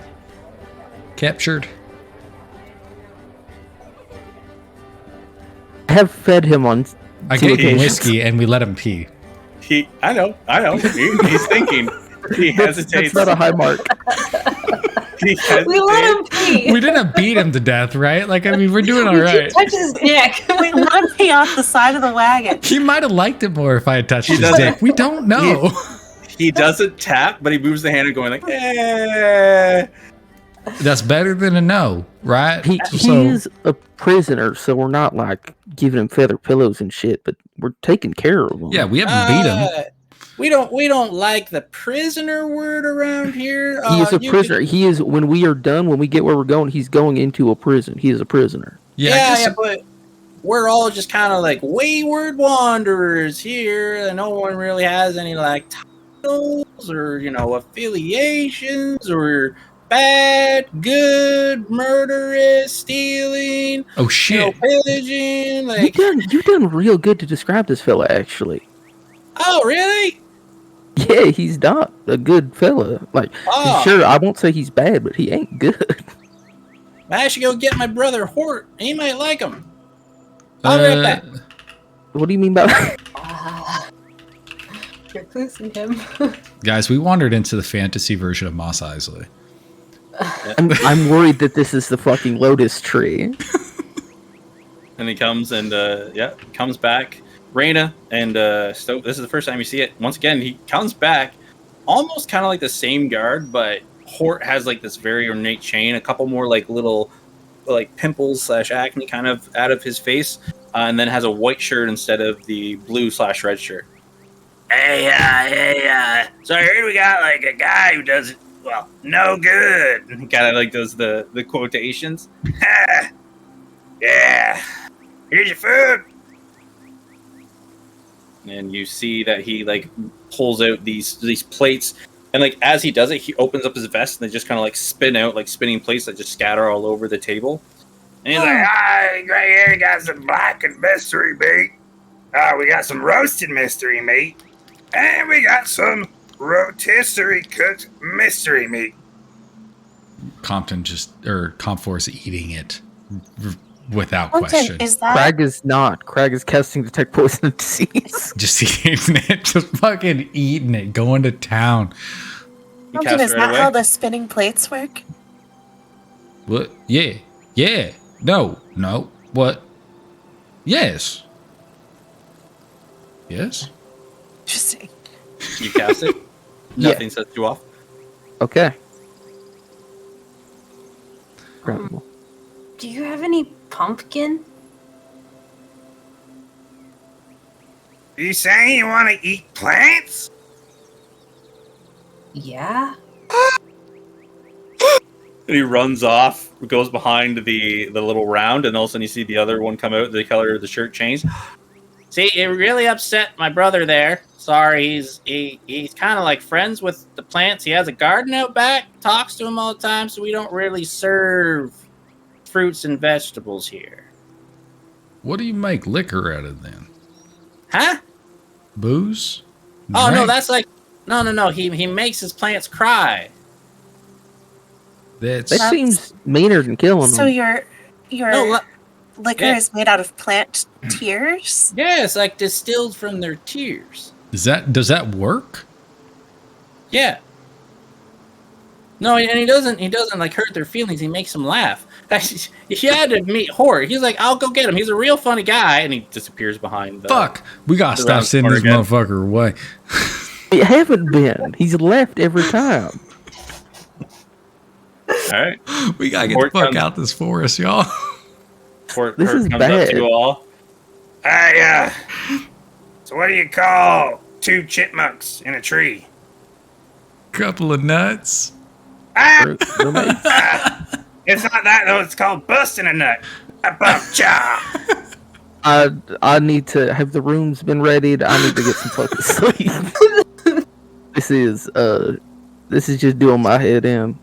Oh, one second. I'll go get my rooms. Are my brother's job. Okay, no, actually, no, hey, Wait, where'd the drinks go? Disappears till it's the blue and red shirt comes back. Oh yeah, rooms. So yours is ready. If you just follow that spiral staircase up there, 2 loop-de-loops, and yours. 1 second, and he's like, "Do you mind if I touch you real quick?" who's he speaking to? Craig, Yeah, I guess. I'm gonna do something to you right now. Just keep it's it above nothing- the belt. No, I'm just gonna touch your face for a second. I'm gonna do something. Something's gonna like wash over you. I just need you to go with it. Okay, yeah, sure, fuck it. Why not? Great. Party in a tree? Wonderful. So he touches your face, and you feel like a shunt into your head for a moment, as like a rush of energy is just passing through your brain, and he like pulls back. All right, no problem. And you're rooming with that guy, right? Yeah. All right. Touches his face. You see like Deanne kind of squirms a bit. No, don't. This won't work. Then he goes, all right, yeah, and he snaps his fingers. Your room's ready. I just go where? Got like a number or? No. It's like as you will come up, it will be the only door that opens for you. You're gonna get near it and it'll open. Remember, Okay. up the stairs, up the vertical, 2 loop-de-loops, then the one on the left. I just said it. 2 loop-de-loops, 1 on the left. Got it. Okay, great. Thank you very much. Enjoy your dude. I'll have Hort come and bring your drinks. Very good. And, He does not get up. He's waiting for Tulsa to leave. looks at the rest of you. So you all having your own room? You mean like together? Yeah. Oh, well, you can all have your own room. We got tons in here. Wait, how much it cost? Oh, wait. Depends on how much you eat and everything like that. There, we'll settle up the bill in the morning. That don't. Nope. I'm gonna start throwing this food up until you tell me what it costs. That we can't be doing that. No, that's fine. That's fine. All right. For you, once again, are you guys all doing it together? I need to know because I can set the price. Yeah. It's 1 bill, yeah. No. Like, are 2 you all? rooms. 2. Yeah. The 3 of us would be in a room. Well, I want the ladies to be able to speak for themselves. They have You're as right. equal right as you, sir. So Yeah, no, progressive. we'll share a room. It's all 3 of you. Yeah. You guys want to sleep in the wagon? You want to what? sleep? I don't In the think that's woods? a good No. idea to go No. sleep out there by yourself. No. Okay. I know. Yeah, we'll Listen, sleep hey, in the Stoat, others. I know. Sorry, I'm what? feeling what you're feeling right now. What was that, little lady? I'm gonna stay with the others. Calm Oh, down. okay.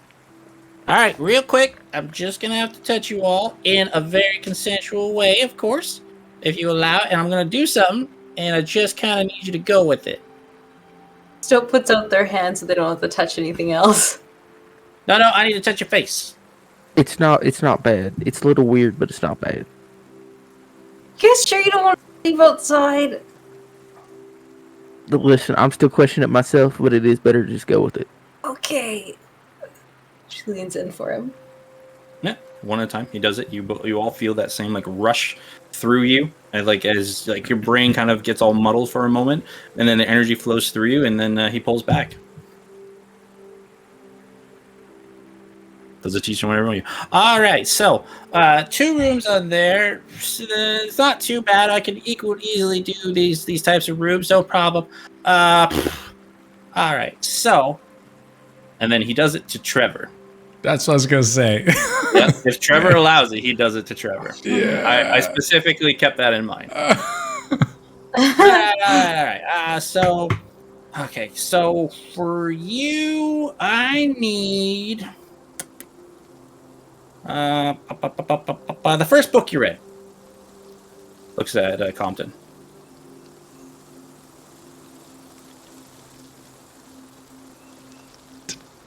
Okay, I gotta stop.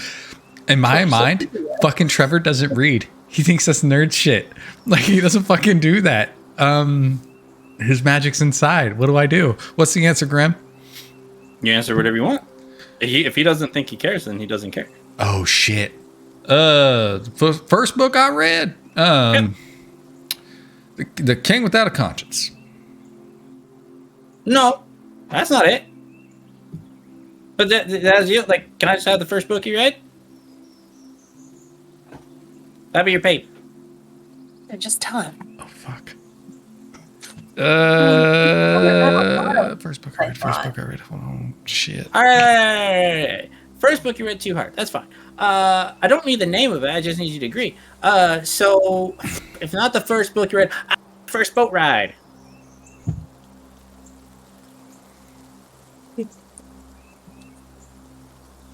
All right, he's thinking too much. Goes down to Stoat.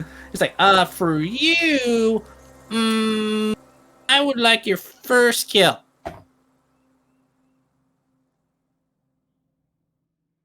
Wait.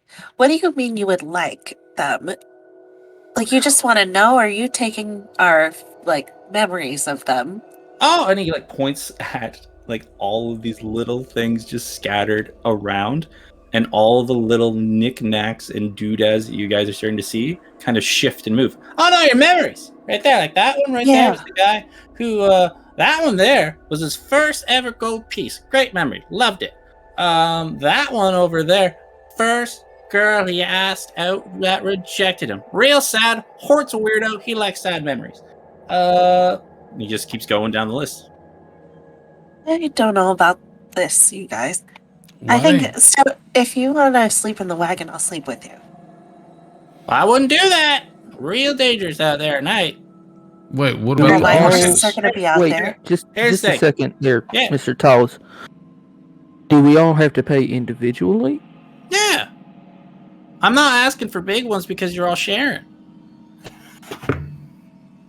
Here's I'll go with this. I saw that with the other ones. Looks at Soap. First time you went gathering by yourself.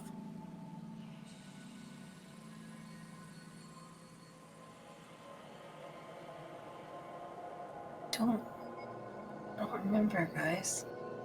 Oh, you see, look at that! Free deal. Okay, he's not asking you to tell him the memory. He's asking if he can take it because it's Yeah. in there rattling around, even if you don't remember it. Uh-huh. Oh shit. Okay, take my first boat ride. First boat ride. Got it. Okay, you can take the first gather. First Thank gather. Wonderful. Looks at Craig. You got a lot of good ones. Oh, he's like sitting there thinking. I would like. So it stops to think. First time he threw a punch.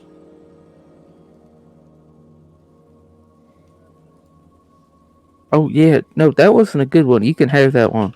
I gotta get one for Hort. And he looks at Raina and thinks for a long time. Oh, that's a good one. That time you caught the bird. All right. Deal. Easy. Look at that. What? What? Okay. What about the horses? Oh, you guys got horses, wagons? We got 3 horses, 2 wagons. 3 horses, 2 wagons. No problem. I'll tell Hort you go take care of that. He loves animals. Okay. Is he gonna Well, take the horse's memories? Huh? No, that's all part of your pay. It's all good. It's all taken care of. Everything. Like, you guys can eat, drink as much as you want. You already paid up in full. Oh shit, we can drink as much as we want. Hey, you can have how much you want. As long as you Okay. guys pay. We already paid though. No, but you will. Oh. We all agreed upon it. Okay, yeah. Okay, cool. Drink then, please. Yeah. Do we just pay when we leave, or? Yeah, as soon as you leave, it'll be done. We That's all a agree hell of on a it. thing. And he comes up and he puts out his hand to all of you. Yeah, sure. I'll shake his hand. Yeah, one at a time. Shakes your hands. Stoat looks up at Compton and Craig looks back at Raina. You guys sure you don't want to just sleep in the cart tonight? That force Here's is the thing. dangerous as fuck. I'm getting a fucking deal, okay? Because while I still remember it, the first punch I threw, I was 6. I swung way too short and I punched a fucking wall. It bad. was hilarious. It Yeah, was that's a good hilarious. idea, you know.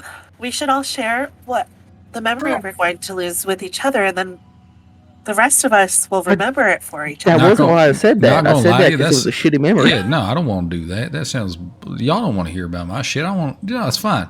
Okay, we gotta talk You a have word read about a lot the of booze. books, though, Raina, in your with your life. passive perception, as soon as you say that, you see Tallis's eyes squint as he looks at you.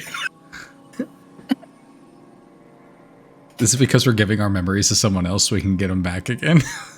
Yes. All right. You know what? I'm gonna go take care of some of the other customers. Wait, I got the wrong music on right now. Ooh. All right, I'm gonna go take care of some of the other customers. You guys all have enjoy. All right, straight up the spiral. 2 loop-de-loops on the left for you and that guy. And for all of you there, whoa. Okay, you're gonna go through the floor, and he snaps his fingers. There's a hatch that opens in the middle of the floor. You're gonna go down, up and around the outside of the tree to the very, very top in the leaves, and your room will be up there. Oh, All right, so we got to get to our room through the outside. Yeah, you get to look all around. Great view. It's the only one Yep. big enough for all 3 of you. All right. Your brother's gonna bring them drinks though.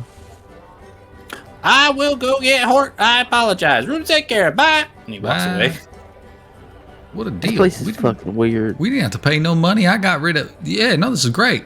Hey, but what was the book, though? Because you read a lot of books. That's the problem. And I'm I just can't curious. remember. The first book I read, that's fucking hard. You know how many books I put in this noodle? It's a lot. I don't know. Yeah, but I feel like you remember your first. Because, I mean, I threw lots of punches in my life, but I do remember the first one. You remember it because it embarrassed you. Trevor, Oh no. roll me a wisdom saving throw. Let's get that at 20, y'all. Wisdom saving throw. Oh my lord. Oh my god. Jesus Christ. What was Compton's first book he ever read? Dude, I don't fucking know. I would assume it was Yeah, a but school that's- book. Or a book his mom got him, right? Like, but it would have the been. first book that his mom ever got him. Yeah, fucking hell, man. I And love that's you the. more than I love you forever by Mark Munch. Yeah. I'm glad I didn't give up the book memory. All right. Okay. But you do remember the first boat ride you ever took was when your dad brought him on the boat he first built. God damn it. I thought it was. I was hoping to God it was going to be the other boat ride. Okay. Yeah, Trevor's. God fucking damn it. And the other one, I'll go through them. Raina, the first bird you ever caught was the last time you saw your mom when she brought it to you. oh, great. Craig, the first time that you threw the punch and missed was the first time your mom taught you the healing arts and you were blessed by Natalia. Oh, son of a bitch. And And all of these things come with... Oh, fuck. A cost. And Stoke. The memory lapses in your brain for a moment as you try and think real hard back to it. The first time you went gathering, you can't recall it right now at the moment, but we might have something later on.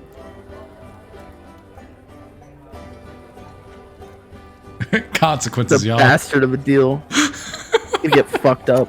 The cart? Why would you do this? You all don't know this at the time because this is how this works, but Right. Yeah. something might happen when you all leave this place.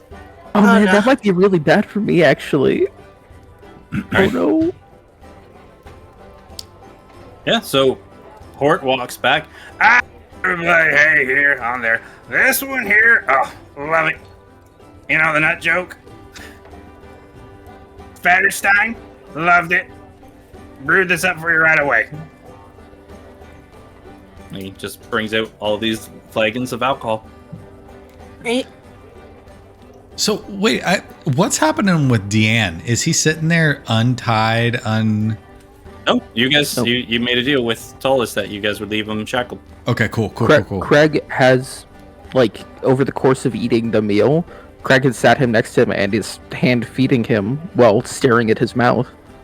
You keep feeding him like that, he's gonna have to poop. He has to eat. He's gonna die? I don't like that. No, I don't think you're right. I mean, I'm just saying he's gonna have to poop. You want a drink? You can answer just yes or no with your mouth, because I can't see your hands. Did you pull out the gag? Yeah, he's been feeding him.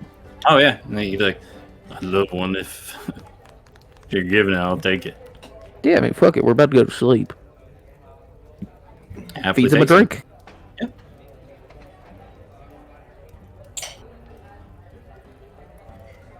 Yeah. Throughout the night, you guys, people are just traveling in and out and around the tavern, enjoying themselves, being merry. I think I'm gonna. Hey, can y'all watch our friend real quick? I gotta talk to Craig. Yeah. Just real fast. All right. We can watch. I'm gonna step far enough away because it sounds rowdy in here, right? Oh yeah, it's like there's the instruments that are floating playing are just like rocking it out. Okay. So I'll just pull back enough that we can't be overheard by Deanne. I'll be like, you know, do you think maybe we could get some information out this guy before we get him out all the way? Maybe, but he don't seem like the talking type based on the past experiences. I could try it. I know, but in the past experiences, we didn't get him drunk neither. Yeah, I mean, fuck it. Yeah, that's what I need. Another chore before I go to bed. I'll see what I can do. Well, no, I'm just saying, you don't want to do it. We don't do it. I'm just thinking it's a thought. Yeah, I mean, I figure I get him fucked up anyways just because you can't really run when you're... Yeah.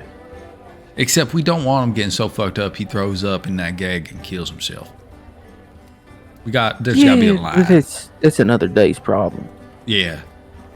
But not seize the days. I got you. All right.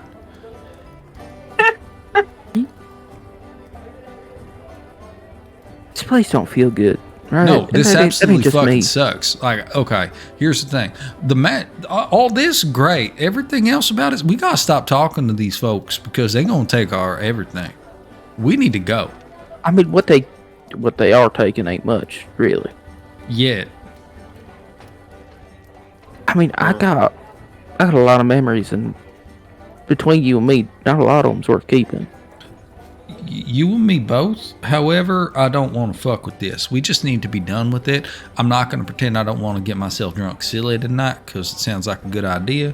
But we got to get out of here tomorrow. We got to stop stopping. Yeah. Well, I mean, we're halfway through, so I figure we're out tomorrow. All right. Okay, so let's go back. Let's have some more drinks. Let's just offer him some drinks. Yeah, let's just And get fucking. then- I'm gonna keep feeding him. What's he gonna do? Tell me no? Right. Well, I mean, yeah. And then if he starts wanting to like get loose-lipped about some shit, that works. So, you know, fuck it. Yeah, fucking. All right. So, Marina, what are you all doing while they're off?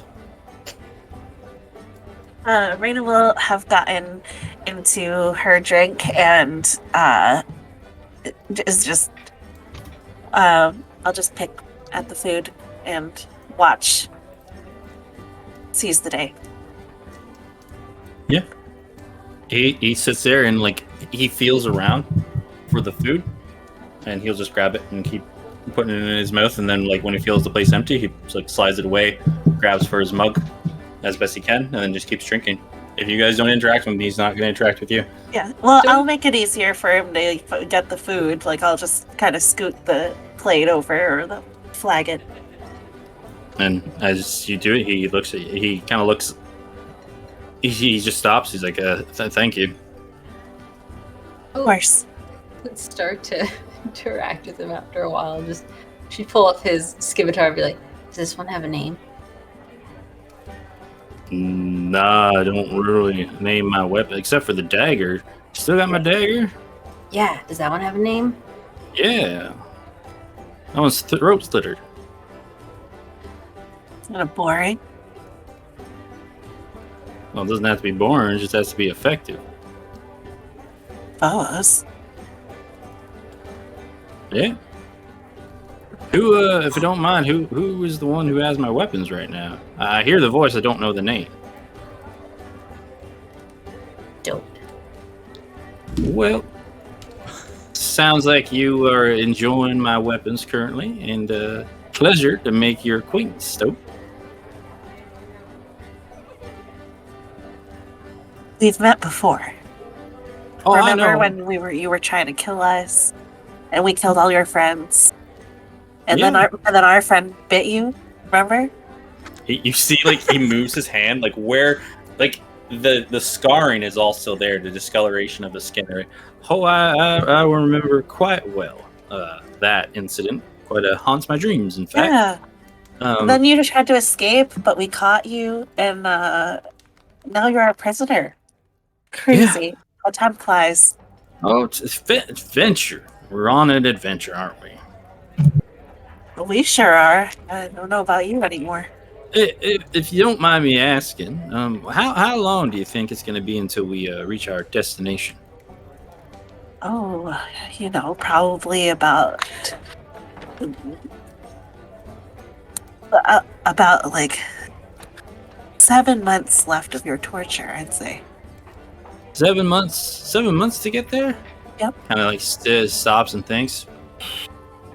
7 months.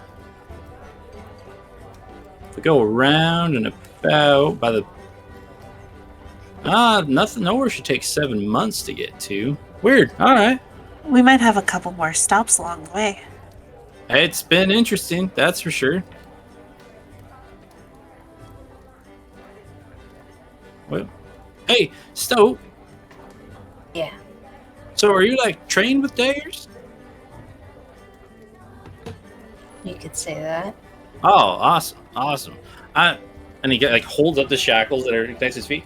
I can't go really anywhere or anything like that. And he kind of like taps where the blindfold is on his face. Doesn't try and move it, just taps it. He's like, I'm not really going anywhere. I'm at your mercy and everything like that. If you ever want to like see what I can do with the dagger and everything like that, under supervision, of course, we could share secrets.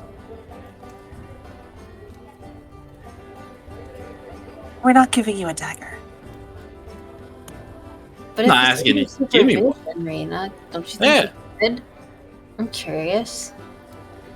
Nah, my curiosity is not that deep. If I'm giving this guy a dagger, it's gonna be in his gut.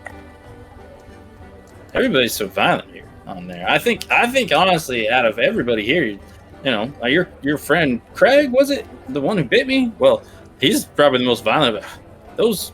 Sometimes those orcs, right? They just savages sometimes. Yeah. Yeah, I can hear it in your voice, though. Yeah, I've seen some rough stuff with orcs. I've seen some rough stuff with people of all sorts, to be honest. This is true. You are very wise. Raina, was it? Could be. I'm just trying to place the voices, and you guys, Craig and Compton, would be arriving back at the table. I'm immediately putting an arm around the end and giving him a great big shake. Are you getting comfortable, buddy? Yeah, I'm having a pleasant conversation here with looks in the direction where your voice was coming from. Raina and Stoat here. Yeah, sure. I think let's talk a bit more drinking, because it's the last you're going to get for a bit. Well, okay. One more would be nice.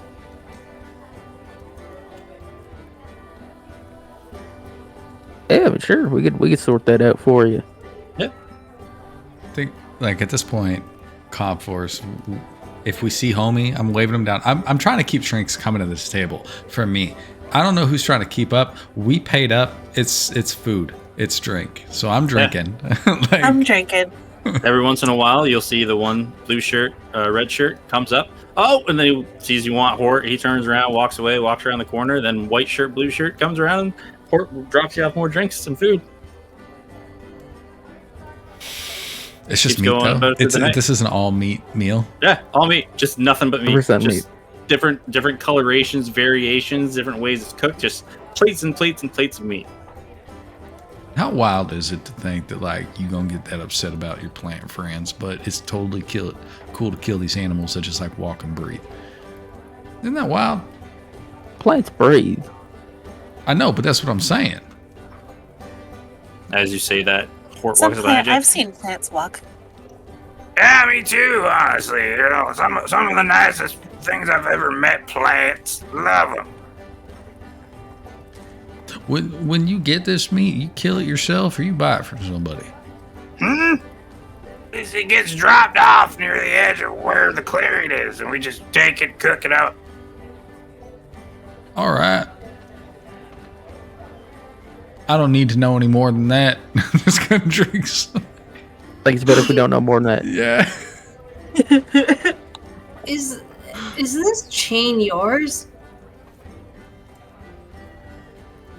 The one that was out by the entrance? It's not. It's no. Where does it come from? Ground. Been there as long as I could remember. I will get Tallis. I'll see if he knows anymore. No, it's fine. Don't. It's fine. We don't need to know he's that like bad. backing to the corner. Sure. No. Ah, No, I think we're all right. If just real quick, y'all put the sign up. Yeah. Okay. Hey, what do you know about R.O. Darkfoot? Oh, you know, he's an oddity, probably one of the creepiest motherfuckers I've ever met. We don't deal with him very much. He kind of stays away from this place mostly. Dealt with him once or twice. He sells some pretty great, you know, medicinal stuff, everything like that. Told me a grand fertilizer, but then when I gave it to my plant, it turned into this like giant vine creature and it attacked me. He just sat there and laughed as it ate me, and then when I came out the other end, he just kept laughing and disappeared. I mean, I get that. He's respected the circle of life, right? You know, what goes in must come out, as he said. Yeah, you came out all right. Yeah. And like you see, all of a sudden he raised up his hand, and one of his fingers is gone. You didn't need that one. I mean, if all you did was lose a pinky, you're doing okay. Mm-hmm. Hey, these guys keep trying to take my arm away, so... Whoa, it was like twice. And also, Yeah, we that- didn't try. We just said That's maybe. twice more than I needed. We just suggested it might not. Hey, you know magic? Yeah. Snaps his fingers. What do you need? Hey, how bad is this thing? What thing? Her arm. It's got a juju on it, and it ain't Okay. good. He comes up and he like Can I see your arm?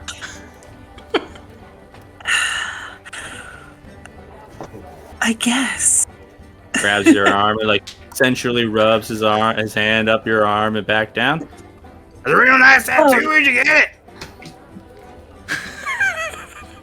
Hey, Grandma. Oh, that's a sweet grandma. Yep. Well, I got other customers I gotta deal with, so The fuck? I asked you to look at it for magical purposes. You just touched her, you creep. Hey, I I didn't saw an like that. opportunity and I took it.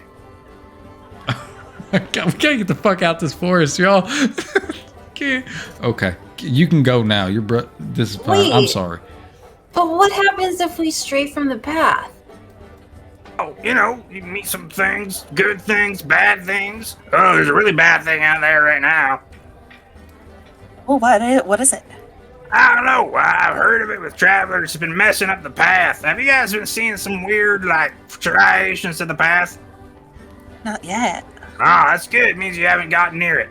Yeah, it's the thing that checks the ground. I've heard with approach. One of the travelers who passed through here maybe 2 days ago, he said that Frick ran into his cart, almost destroyed it. Had to walk the rest of the path. Jeez. Yeah, scaring all the animals right now. Oh, that makes sense. Why ain't nobody doing nothing about it? That's not the deal yet. We don't know what it is. We haven't seen it yet. It hasn't bothered us, so nothing we can do. All right. That's But fine. once again, sorry, I got customers to deal with. You all enjoy your stay now. Thank you. Bye. So that's probably why they've been seeing animals more by town. Yeah, the more I want to drink, the more I think I just want to go to sleep and say fuck all this, because this ain't working well. I I didn't wanna like leave it. But please never tell other people about my tattoo again. That, Cause see what had just happened right there?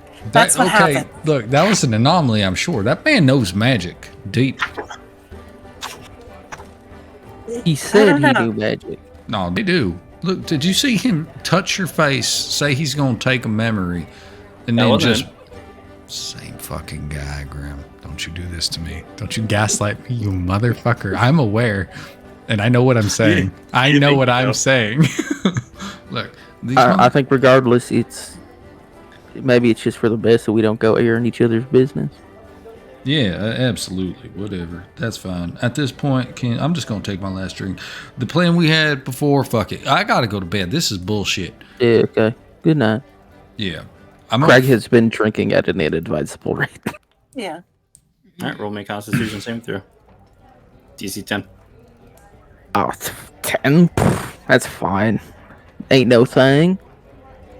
The saving throw, that doesn't matter. It's an 11. All right. You are like, it's hitting you. This alcohol is weird. Has like a weird aftertaste to it. Makes you feel light. You're feeling a little bit lightheaded, but you're not like intoxicated. And Raina, you said you are too, so roll me a Constitution saving throw.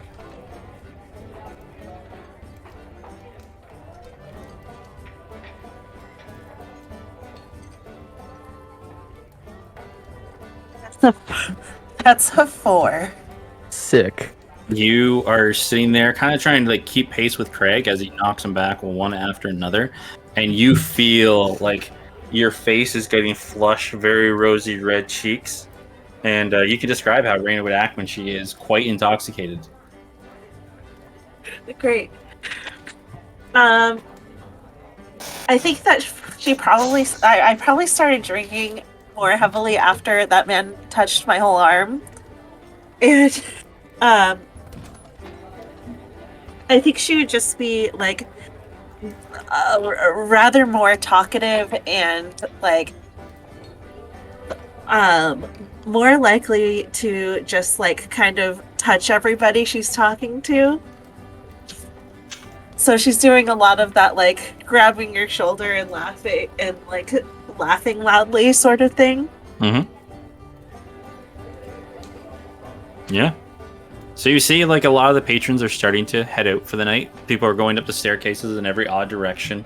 And if anybody's paying attention, you would notice, like, all of a sudden one walks near a door, and the door just swings open before they even get to it, and then they walk inside, and the door shuts. Is there music playing? Yeah, this is the music that's playing in everywhere. Great.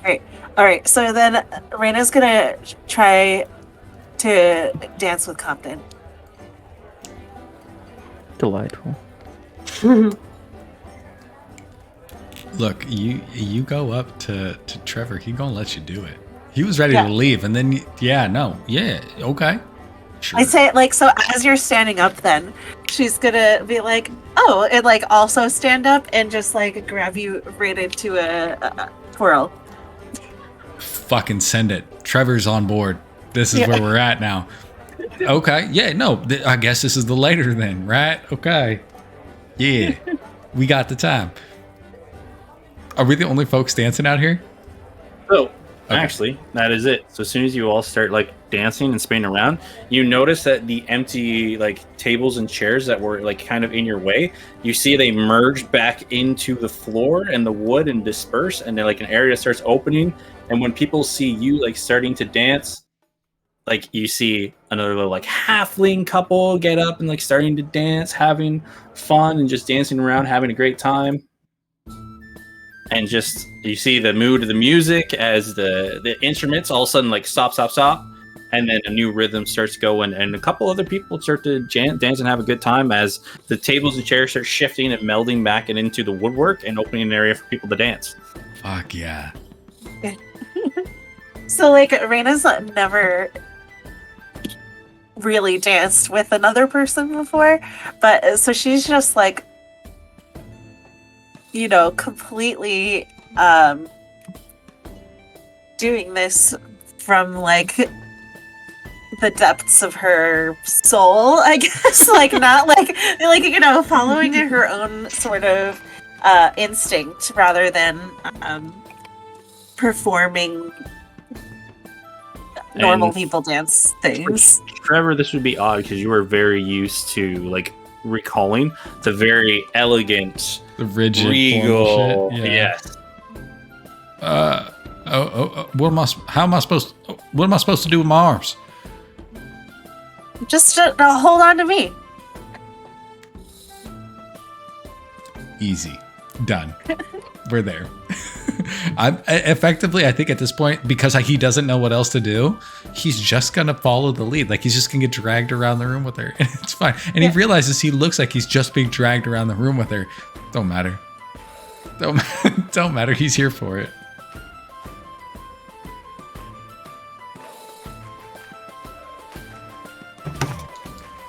As the night passes, what are Stoat and Craig doing as you're sitting there with DM?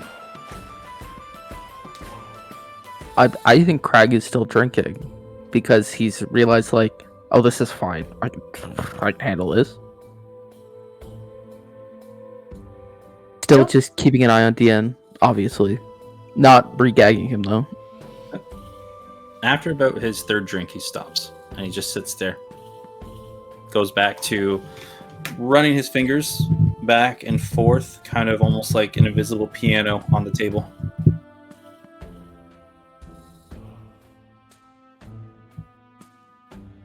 Stoat hasn't been drinking.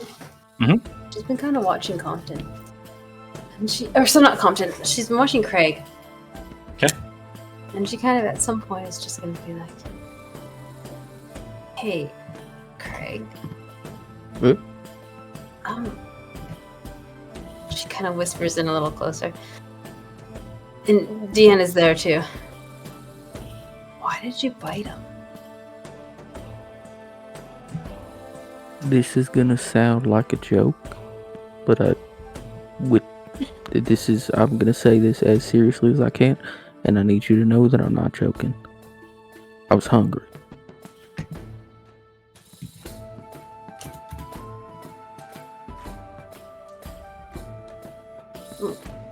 And, like, when you say hungry, like, is it the hunger that you need to, you know, like, can you explain it anymore? It was like it felt a little bit like burning, but it was tight, and like I was really mad, which didn't help, and it also doesn't help me remember what it felt like because I was real mad. You know when you get real mad and you just start kind of swinging? It was like that, but instead of swinging, I was biting. And DM, does that sound familiar to Stoat at all? It's a very familiar feeling that Stoat felt a very long time ago. Do you still get the hunger? I get hungry like anybody else does. But like that kind of hunger? From time to time. It's hard to explain, right? Because it feels a little bit like it's always just kind of there, but it like right now I don't feel it. I feel like it might still be there, but I don't feel it. Like I'm not hungry. Are you purposely lying to her, Craig? Do I feel hungry right now? You always feel hungry. Yeah, I think that it's equal parts trying to convince her and convince himself. Gotcha. And Stoat she's trying to get the truth from him. Yep, insight and deception. Real good at deception, y'all. Okay, what's my... Sorry, it's insight? Yeah, 16. It's a 4. You've seen the face. You know this, right, Stoat? You've seen the signs. But there's kind of almost sad in a way, because as he speaks, he like shifts his eyes away from you and almost is repeating himself. So you don't know if he's trying to convince you or convince himself.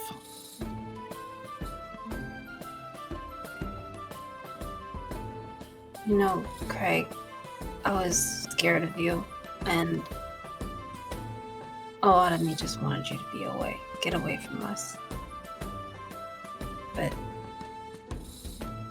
I know that you're not the guy that attacks this man. It's not really you. It's not all of you. I want to believe that there's something better than you, and I kind of want you to know that I've been there, and I think I might have felt that before. When? When I was with the orcs.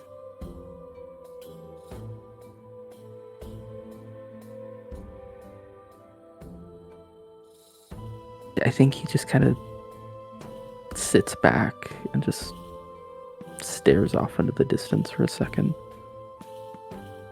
Yeah, okay. It's good to know.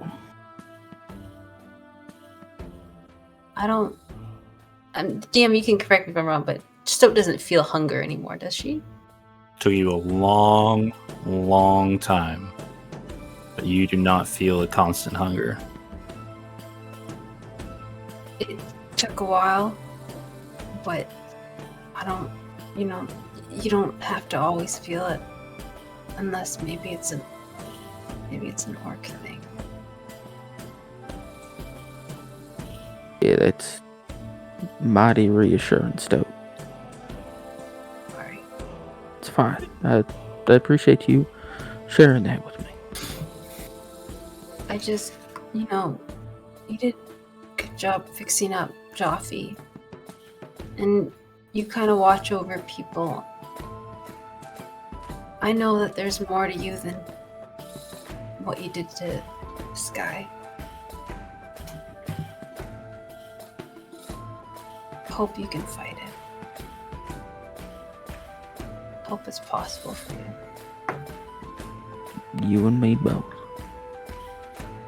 You don't want to be that, do you?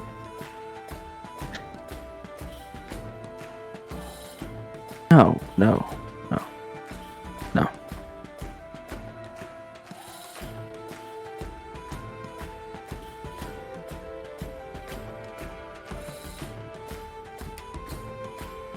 As you both sit there pondering your past and your futures, we go back to those on the dance floor.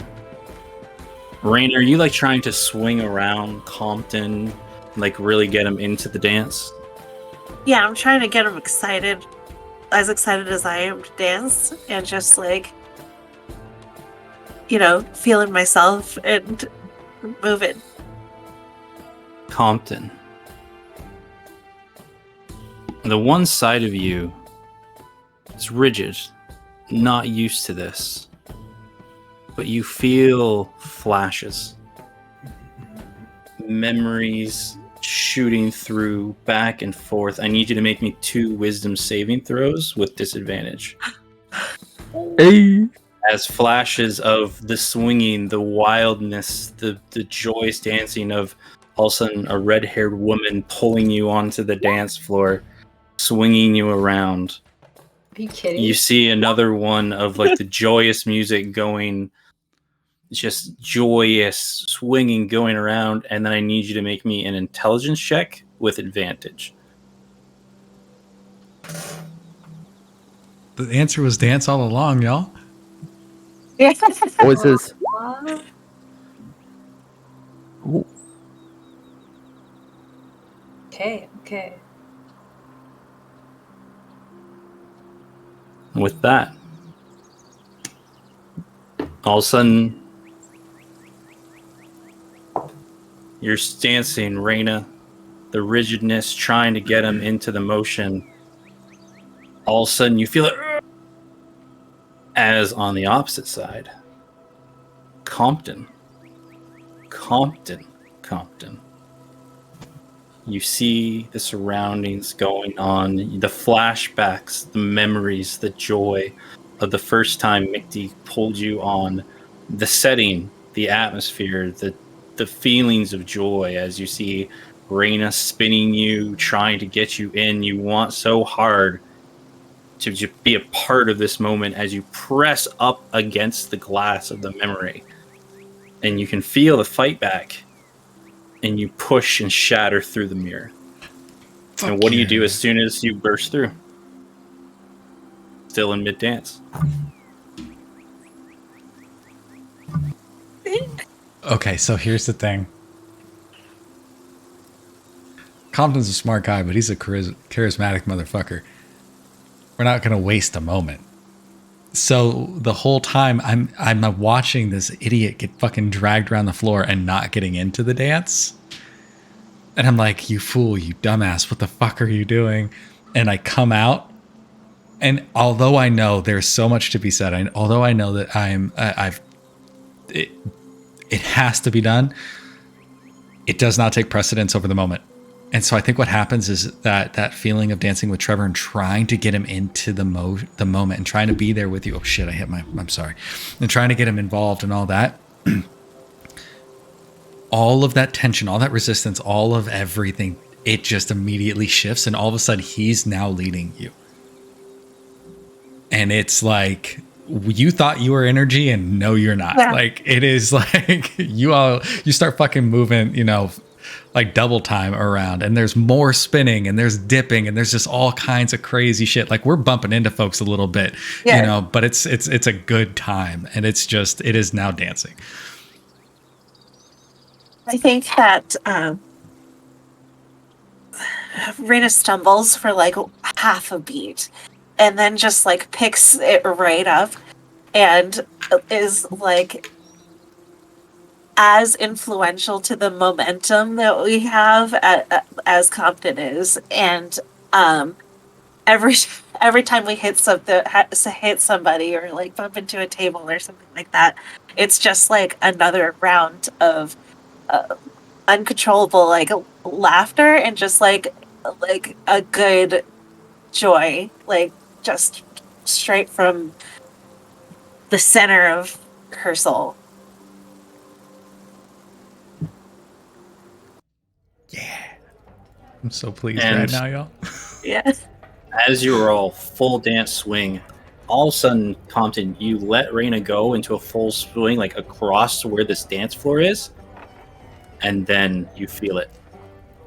The exhaustion, the mental fatigue that you did pushing through to come back. And you all see Compton just hit the floor and pass Reyna out. Is almost like after I've gotten over inertia,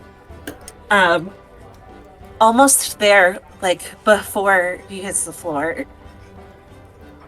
And is just like trying to figure out what's going on.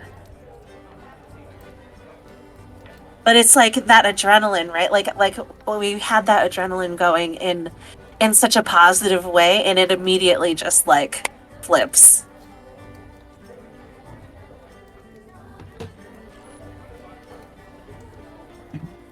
I assume I'm passed out, so I'm just gonna chill here, y'all. Yeah.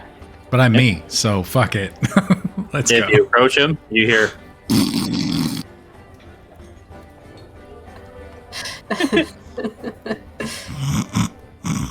What?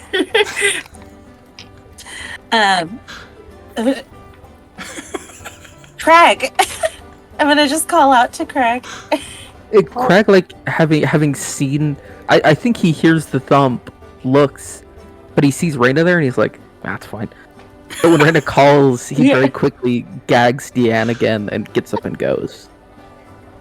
Yeah, I mean, what the fuck is he?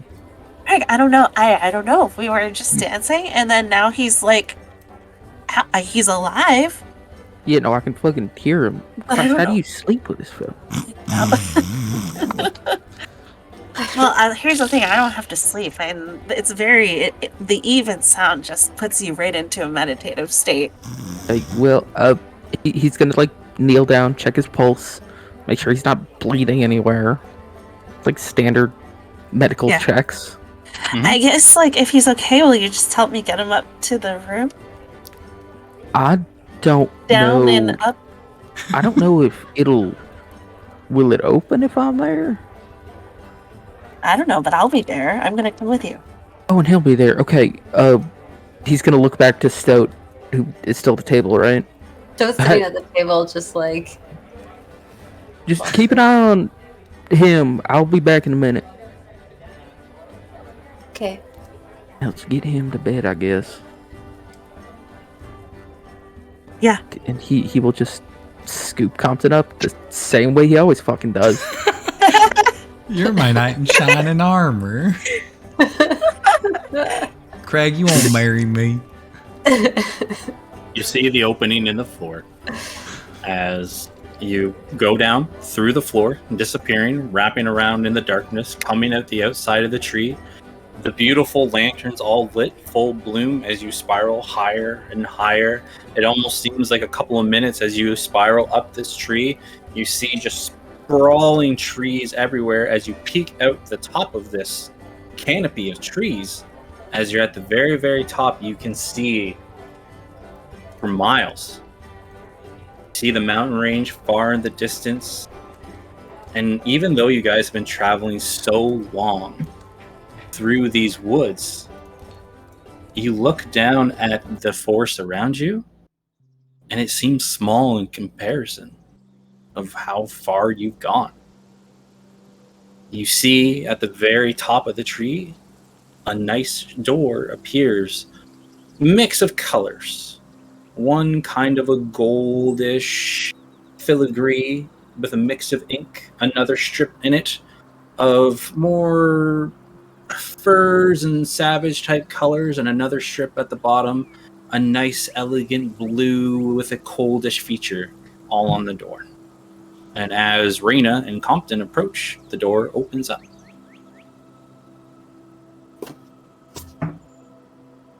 I think that because like he knows that the rooms are so personalized, he feels really fucking weird being in this room.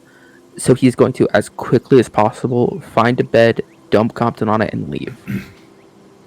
It feels intrusive for him to be in this place.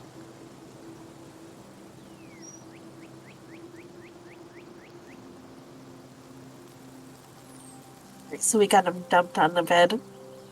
Yeah, you see the room is split into a triangle, with every corner being different. In the one corner, you can tell which is Compton's. Looks like a library. The wall is filled with bookshelves. You see a very ornate type canopy, almost like one of those therapy chairs that the people lounge on and relax. Yeah. It's kind of the bed, and you see on the side a little end table with ink and paper and a nice drink sitting there. Huh. You're able to lay him down on it. Yeah. You see in the other corner, you see almost like a beautiful woods, cascading snow. A nice fur bed of like very well comfortable pelts. You remember this is kind of a memory of when you first entered the woods, back when it was magical, wondrous, and just it felt like your new home. And you see in the tip of the triangle, at the end of the room, you see the floor is littered with tattered pelts, though of nice make. They're all scattered all over the floor. You see a large pile of what looks to be like straw powered up with another big, large pelt in the corner, and you see a very large, almost like campfire at the very tip of it, lit in a blaze.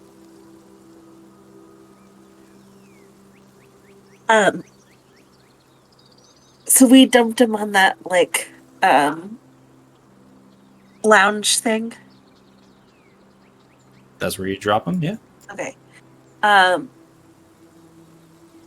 think that I'm gonna find like a blanket or something and cover him up. And then I don't have to sleep very long, so I'm just gonna sit right next, like, with my back against the chair that we've dumped him in, and so that I'll be here when he wakes up. All right. And you both retire for the evening. Stoat, are you doing anything with DM?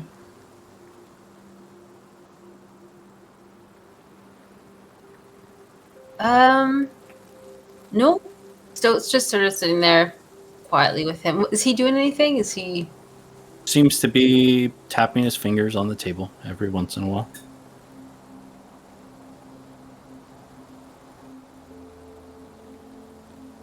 No. She's just sitting quietly and remembering stuff while also trying to pay attention to him. Probably about 10 minutes passes by before Craig reappears out of the floor. That place is kind of nice. Randy's up there with Compton. He's fine. He just passed out. I figured as much. You look pretty...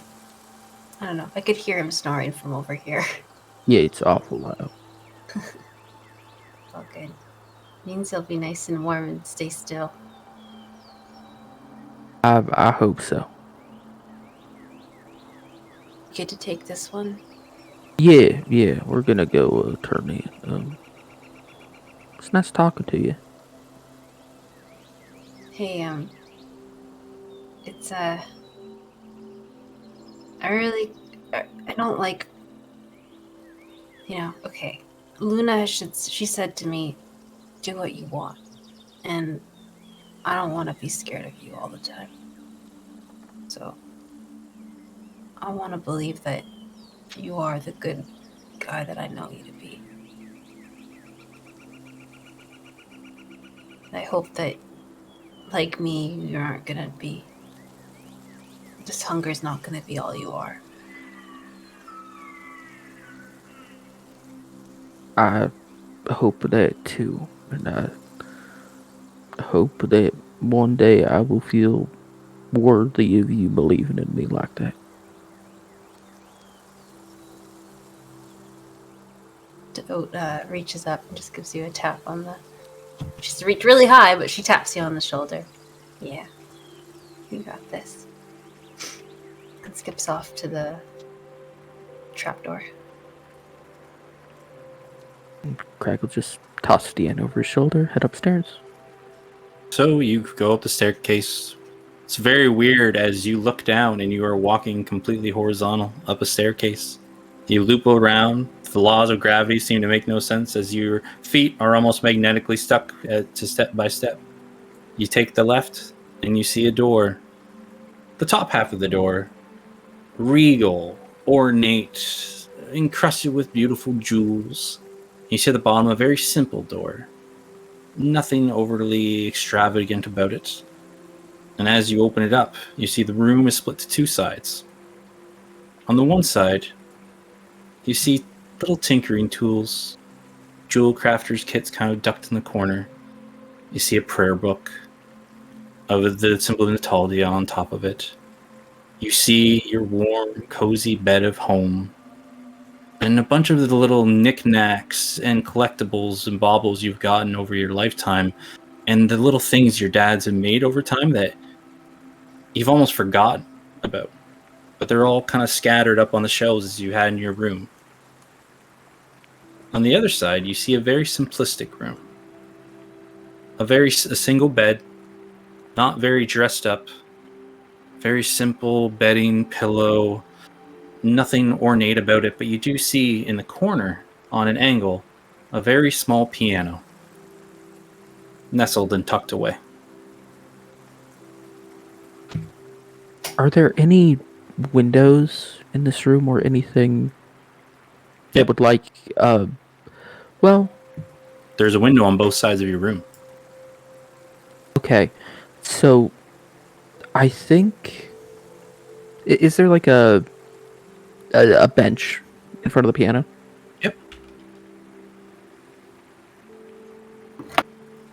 Crag is going to carry Deanne over to the piano. And he's going to just sit him on the bench, ungag him, and from his position, if he's facing the piano, can he see the window? Or is it behind Yeah. us? It's actually above where the piano is. Are there curtains? There are not. It's a porthole like all the rest. It's just a circular window, the pane split in 4. Okay. I think it takes him a second to like think about it. But he does pull the blindfold up. It's your room. I figure you get to see it.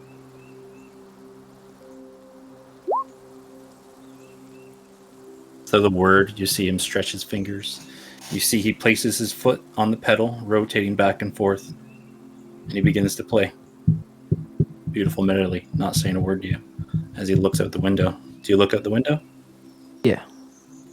You see buildings all around. A large pit in the center. But as you look around, all searching everywhere, you see as you look up, the sky is very high up, and you see a large cavernous pit at the bottom. And you see the buildings are kind of almost built up on the walls of this pit. Shacks, oddity buildings, no real make or rhyme to how they look. All different types of architecture here, mixed and matched. You can roll me history if you'd like. Not very good at history. It's a 10. You can't recall where this might be. But because of the uniqueness of it, can I be pretty sure this is a place I haven't been? Yes. Okay. Is there like a loose chair around? Yep. I think he just pulls up a chair and sits next to him. All right. Just in silence, listening to him play. And with that, we'll end the session there.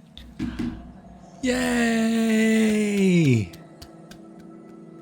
Compton's back. And this place y'all. is fucked up, dude. It really is. This place Yeah. is great. First is the best. Okay. Just to wrap us up and out of here. Next week, Oh. y'all, we're here on Friday. Right? Is it Friday? Yes. Okay. So Friday the 3rd. So I'm going to do a quick spiel. I'm going to do this for the group. Anybody jump in and tell me to shut the fuck up and give the right information, because I make shit up.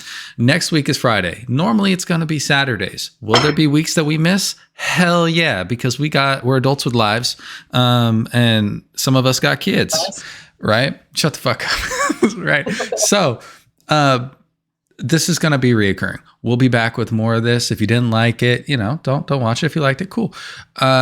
There's other stuff coming though, right, Grim? We've got some stuff that we're working on. I'm going to be better about updating the calendar for the stream. That'll help. If at some point this develops into a thing where folks are like, oh shit, we should watch this, we'll probably build its own channel. It just lives here for now. We'll see what it looks like. Okay.